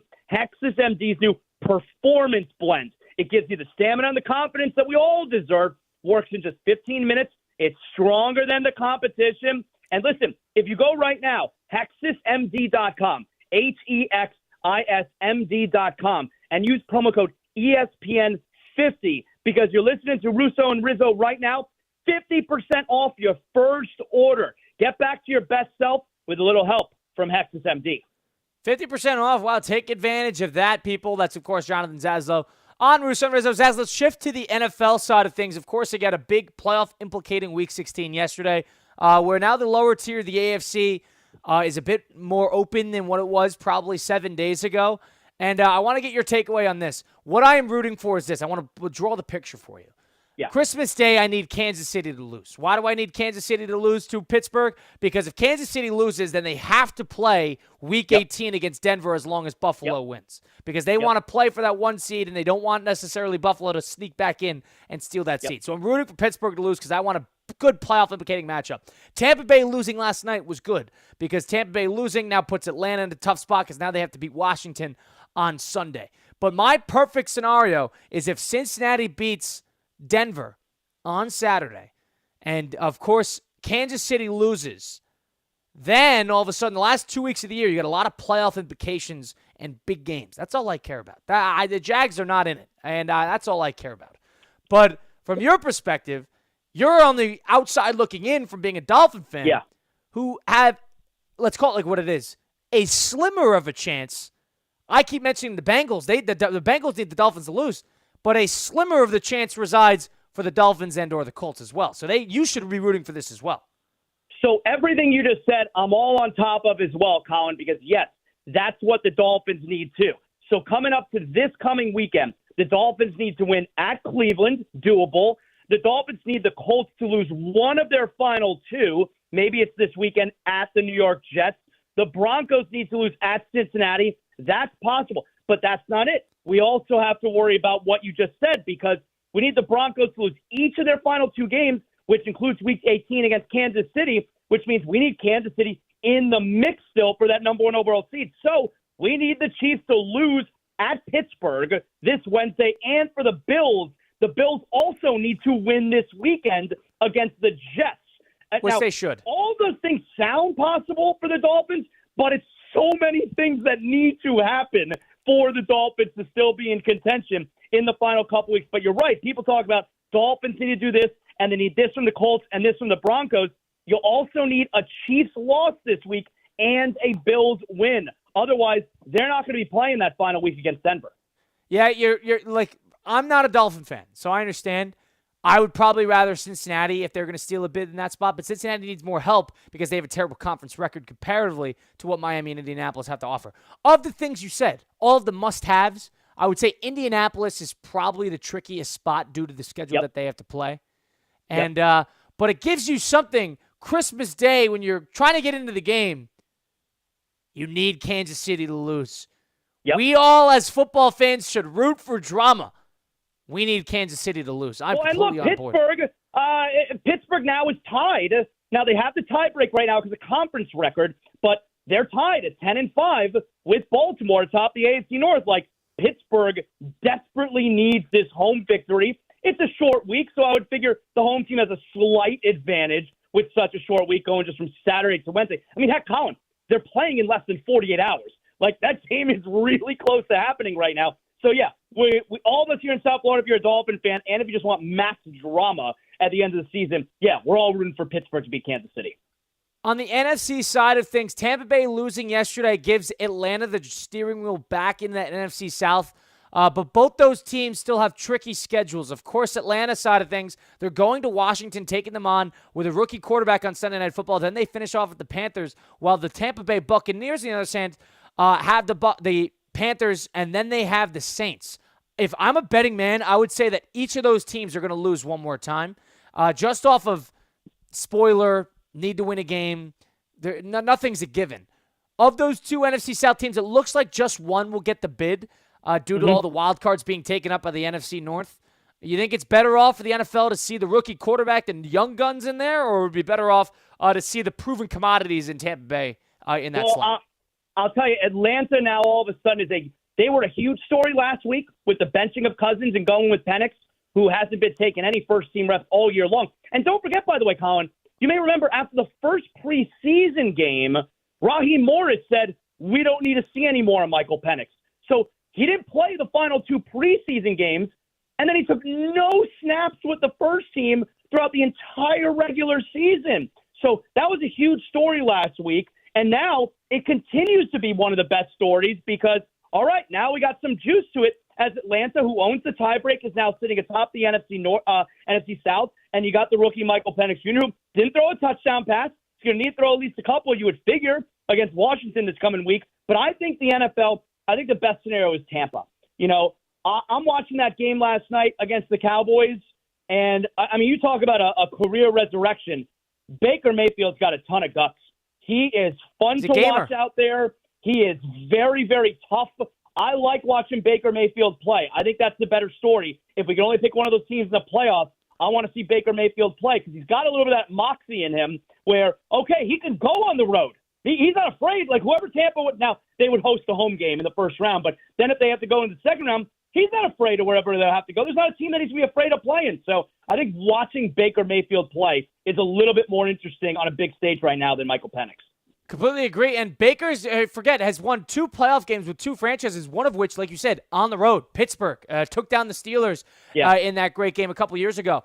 And then, of course, one last year against an Eagles team that was in free fall, but in a game nonetheless that, Baker knows how to win a playoff game. He's a gamer. Yep. He's a big game player, and they have a lot of championship DNA within that program and within that franchise. I agree with you on the sense that they probably offer a little bit more of an upset potential comparatively to Atlanta. Yep. Atlanta's just sort of the new kids on the block. If you want to change a pace, that's who you kind of roll with. But the one thing about Tampa Bay is point out, by the way, whichever one of those teams wins a division is going to host a first-round game, likely against either Detroit or Minnesota. You're right. And so it's going to be, and for one thing about Tampa is Tampa not only beat Detroit in the regular season, but they played Detroit really well in the playoffs last year as well. So there's a storyline with Tampa. Atlanta's probably a team set up for slaughter in that scenario, whether it is Detroit or Minnesota. But there's something there in terms of, Tampa Bay has a little bit more upside. So that's on that side of things. Jonathan Zaslow joining us on Russo and Rizzo, of course, on ESPN 106.3. Zaz, where can people tune into you if they want to tune in? Yeah, Zaslow Show 2.0, Monday through Friday, wherever you get your podcast. You just search Zaslow Show. Zaslow Show 2.0 will come up. We're South Florida based. We're Miami based. When I'm on ESPN Radio, I'll give you all the national stuff. But Zaslow Show 2.0, it's all South Florida pretty much. So wherever you get your podcast, you can check us out. And, of course, we're brought to us by Anajar and Levine, accident attorneys, 800-747-FREE. If you're involved in any kind of an accident, slip and fall, motorcycle, hit and run, boating, first you got to call 911. You got to make sure you're safe. And then you call Anajar and Levine, titled sponsor of everything Zaslow Show 2.0, 800-747-FREE, 800-747-3733. Zaz, before we let you go here, who would be your favorite on the college football side of things after seeing a week of games? Now you understand the matchups. Who has a little bit more momentum coming into the game? Who's your favorite? Well, I'll tell you, I think you're right about Ohio State, where they had the best possible showing they could have had. I mean, just all the pressure, and they There's a fire under them. Tennessee. So, Ohio State has got a ton of momentum. I'm really the third and the fourth games, Ohio State and Oregon, and then finishing off with Notre Dame and Georgia. Those are clearly the two games that we're super excited about. It's going to be a phenomenal week. Tuesday night, New Year's Eve, and then Wednesday, New Year's Day. Great time of year. Good stuff. Great time of year. Appreciate you giving us the times as always. Enjoy the holiday season. We look forward to talking next week. Enjoy the games, and we'll talk next time. Thanks, Colin. Merry Christmas, man. Appreciate you.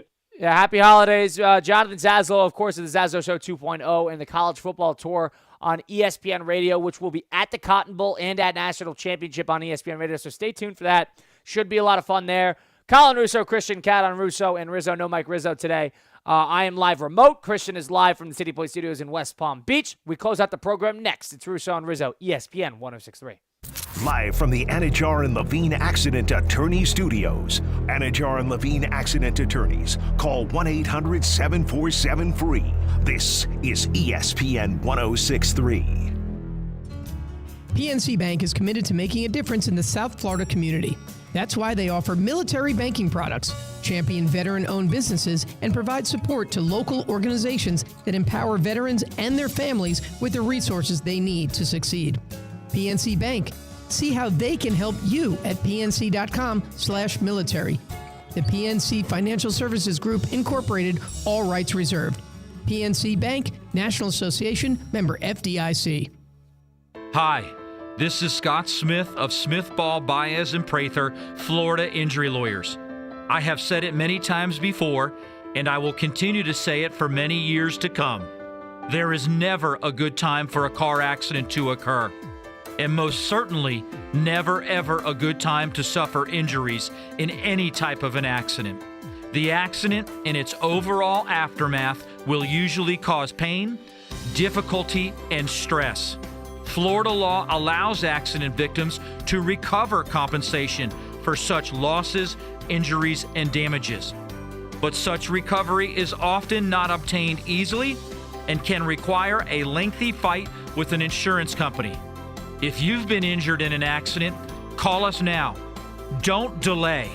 The initial consultation is completely free of charge.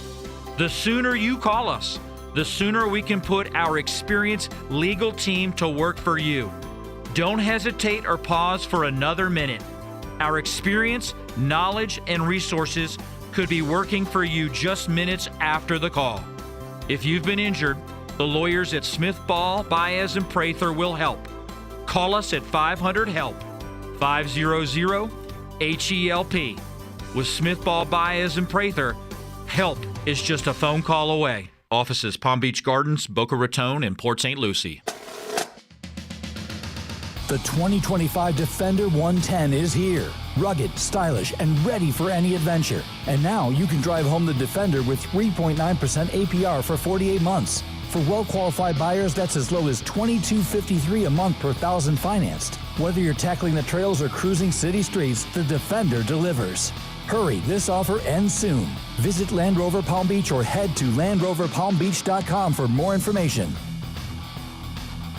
Want to accelerate your career as a manager or executive in the exciting industry of sports? Florida Atlantic University's MBA in Sport Management program is ranked #1 in Florida and 10th in the world. Students learn practical and applied skills from top faculty and experts who work in the industry. With a 94% placement rate for all grads, the full-time MBA program sets students up for success in the world of sports. Check out Florida Atlantic University's MBA in Sport Management program today by going to business.fau.edu.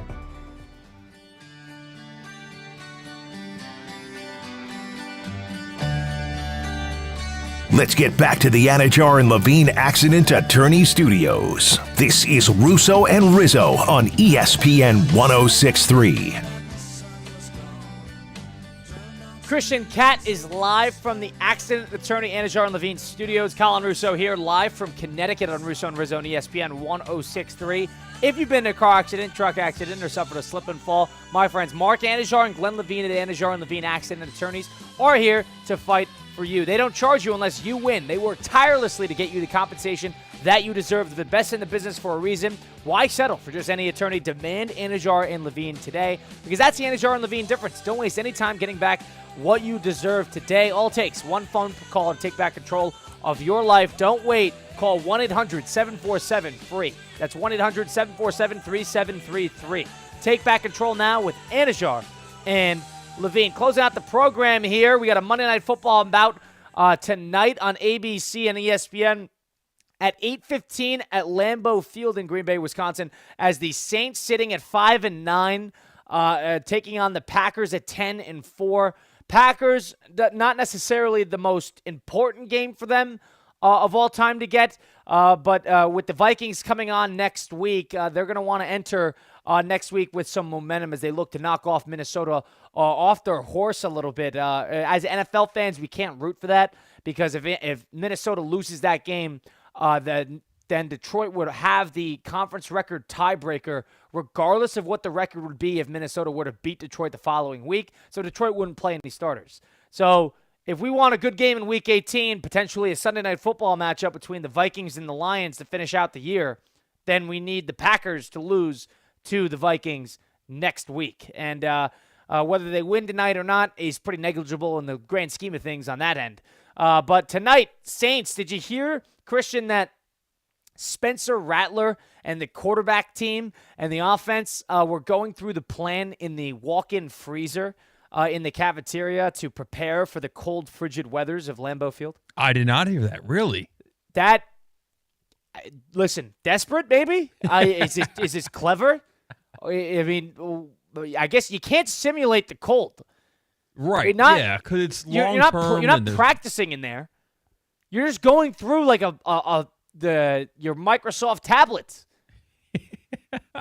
I mean, what are you accomplishing? That makes tonight's game a little bit more interesting for me, but it feels like a total stinker in my mind if you don't have any 14.5-point line. Yeah, if you don't have fantasy football implications, I think it's time to spend some time with family. Tonight's Monday Night Football. Yeah, this is like the day to Christmas Carol, or hand out a couple gifts, maybe gift wrap if you haven't done that yet. I haven't done all my gift wrapping yet for the holiday season. I needed to get that done. Yeah, but I'm on the make good, be a good boyfriend mode, because I was gone all weekend at State College. Right. Girlfriend was back here in West Palm, and she didn't think I had to work today, so. Oh, so she's all pissed off at you. Do you have a good gift for her for the holidays? I got a couple of good gifts, yeah. I got ones? Yeah, pretty good ones. I got sometimes gifts are theoretical, and you got to like print something out and then tell the story. I got to do that when we sign off the air today. Oh, okay. Mm-hmm. So you got a theoretical gift where you need to explain it, which is just leaving so many opportunities for a complete, utter failure. But has opportunity to be very thoughtful and And I guess, I don't know, what's the word? Thoughtful is the right word. So if they're able to put that together, then you'll be pretty pleased with that. So, all right, I'm interested in seeing what that is. Do you actually wrap your gifts, or are you a bag guy? Yeah, I got to wrap them. I'm terrible at wrapping. I don't care how good it looks. I just got to put a little bit. That's part of the fun. Yes. To rip apart the wrapping paper. Now, I literally just, if there's a box, I put the box down, and I wrap around the wrapping paper, and I go around, vertical, or what is the word? Like vertically and then around. And then I just, tape it once or twice around, and it's good to go.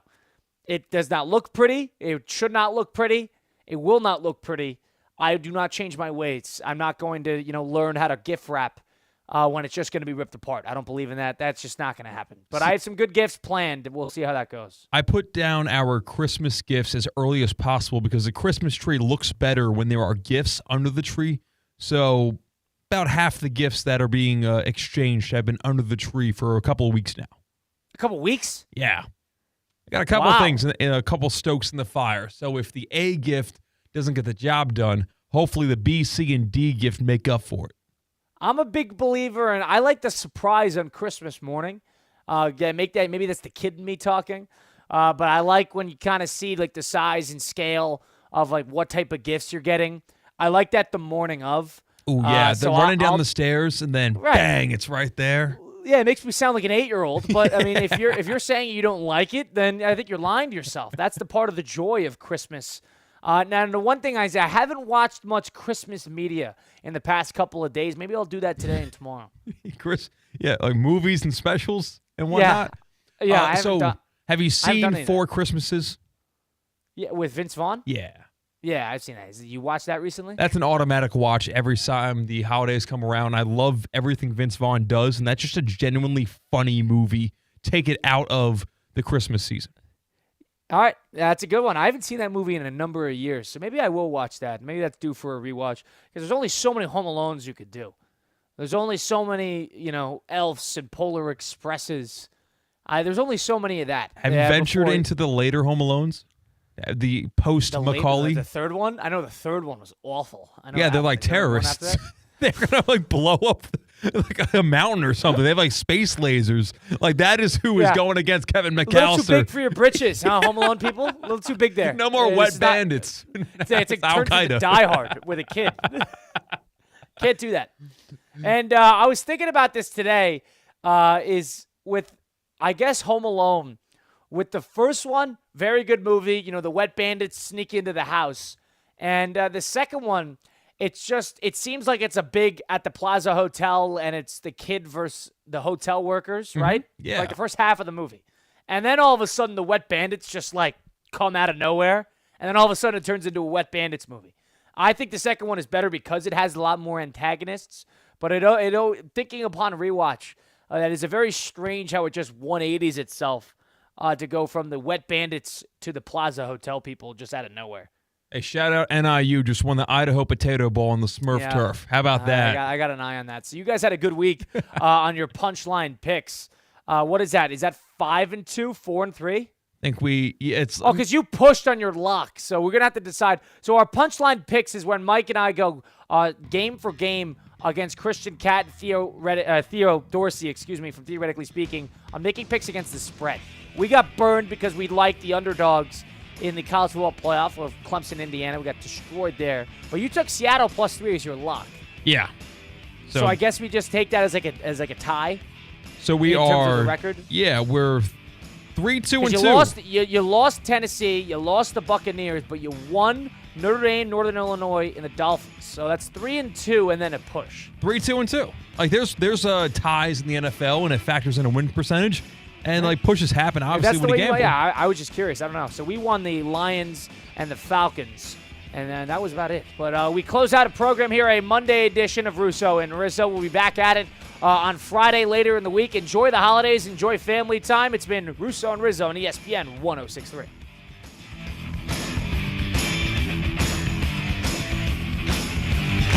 Maximize your 2025 spring training at Roger Dean Chevrolet Stadium with a spring training mini plan. Pick up your 4-game Marlins mini plans, 4-game Cardinals mini plans, or 6-game mini plans for both the Marlins and the Cardinal games. Mini plan buyers get up to 10 tickets per game and get early access to marquee games like Cardinals-Yankees on March 9th or Marlins-Red Sox on March 14th. RogerDeanChevroletStadium.com. ESPN West Palm and Humana are proud to recognize military veterans within our local community. Our Veteran of the Month is Captain Ronald Williams. Captain Williams served 28 years in the United States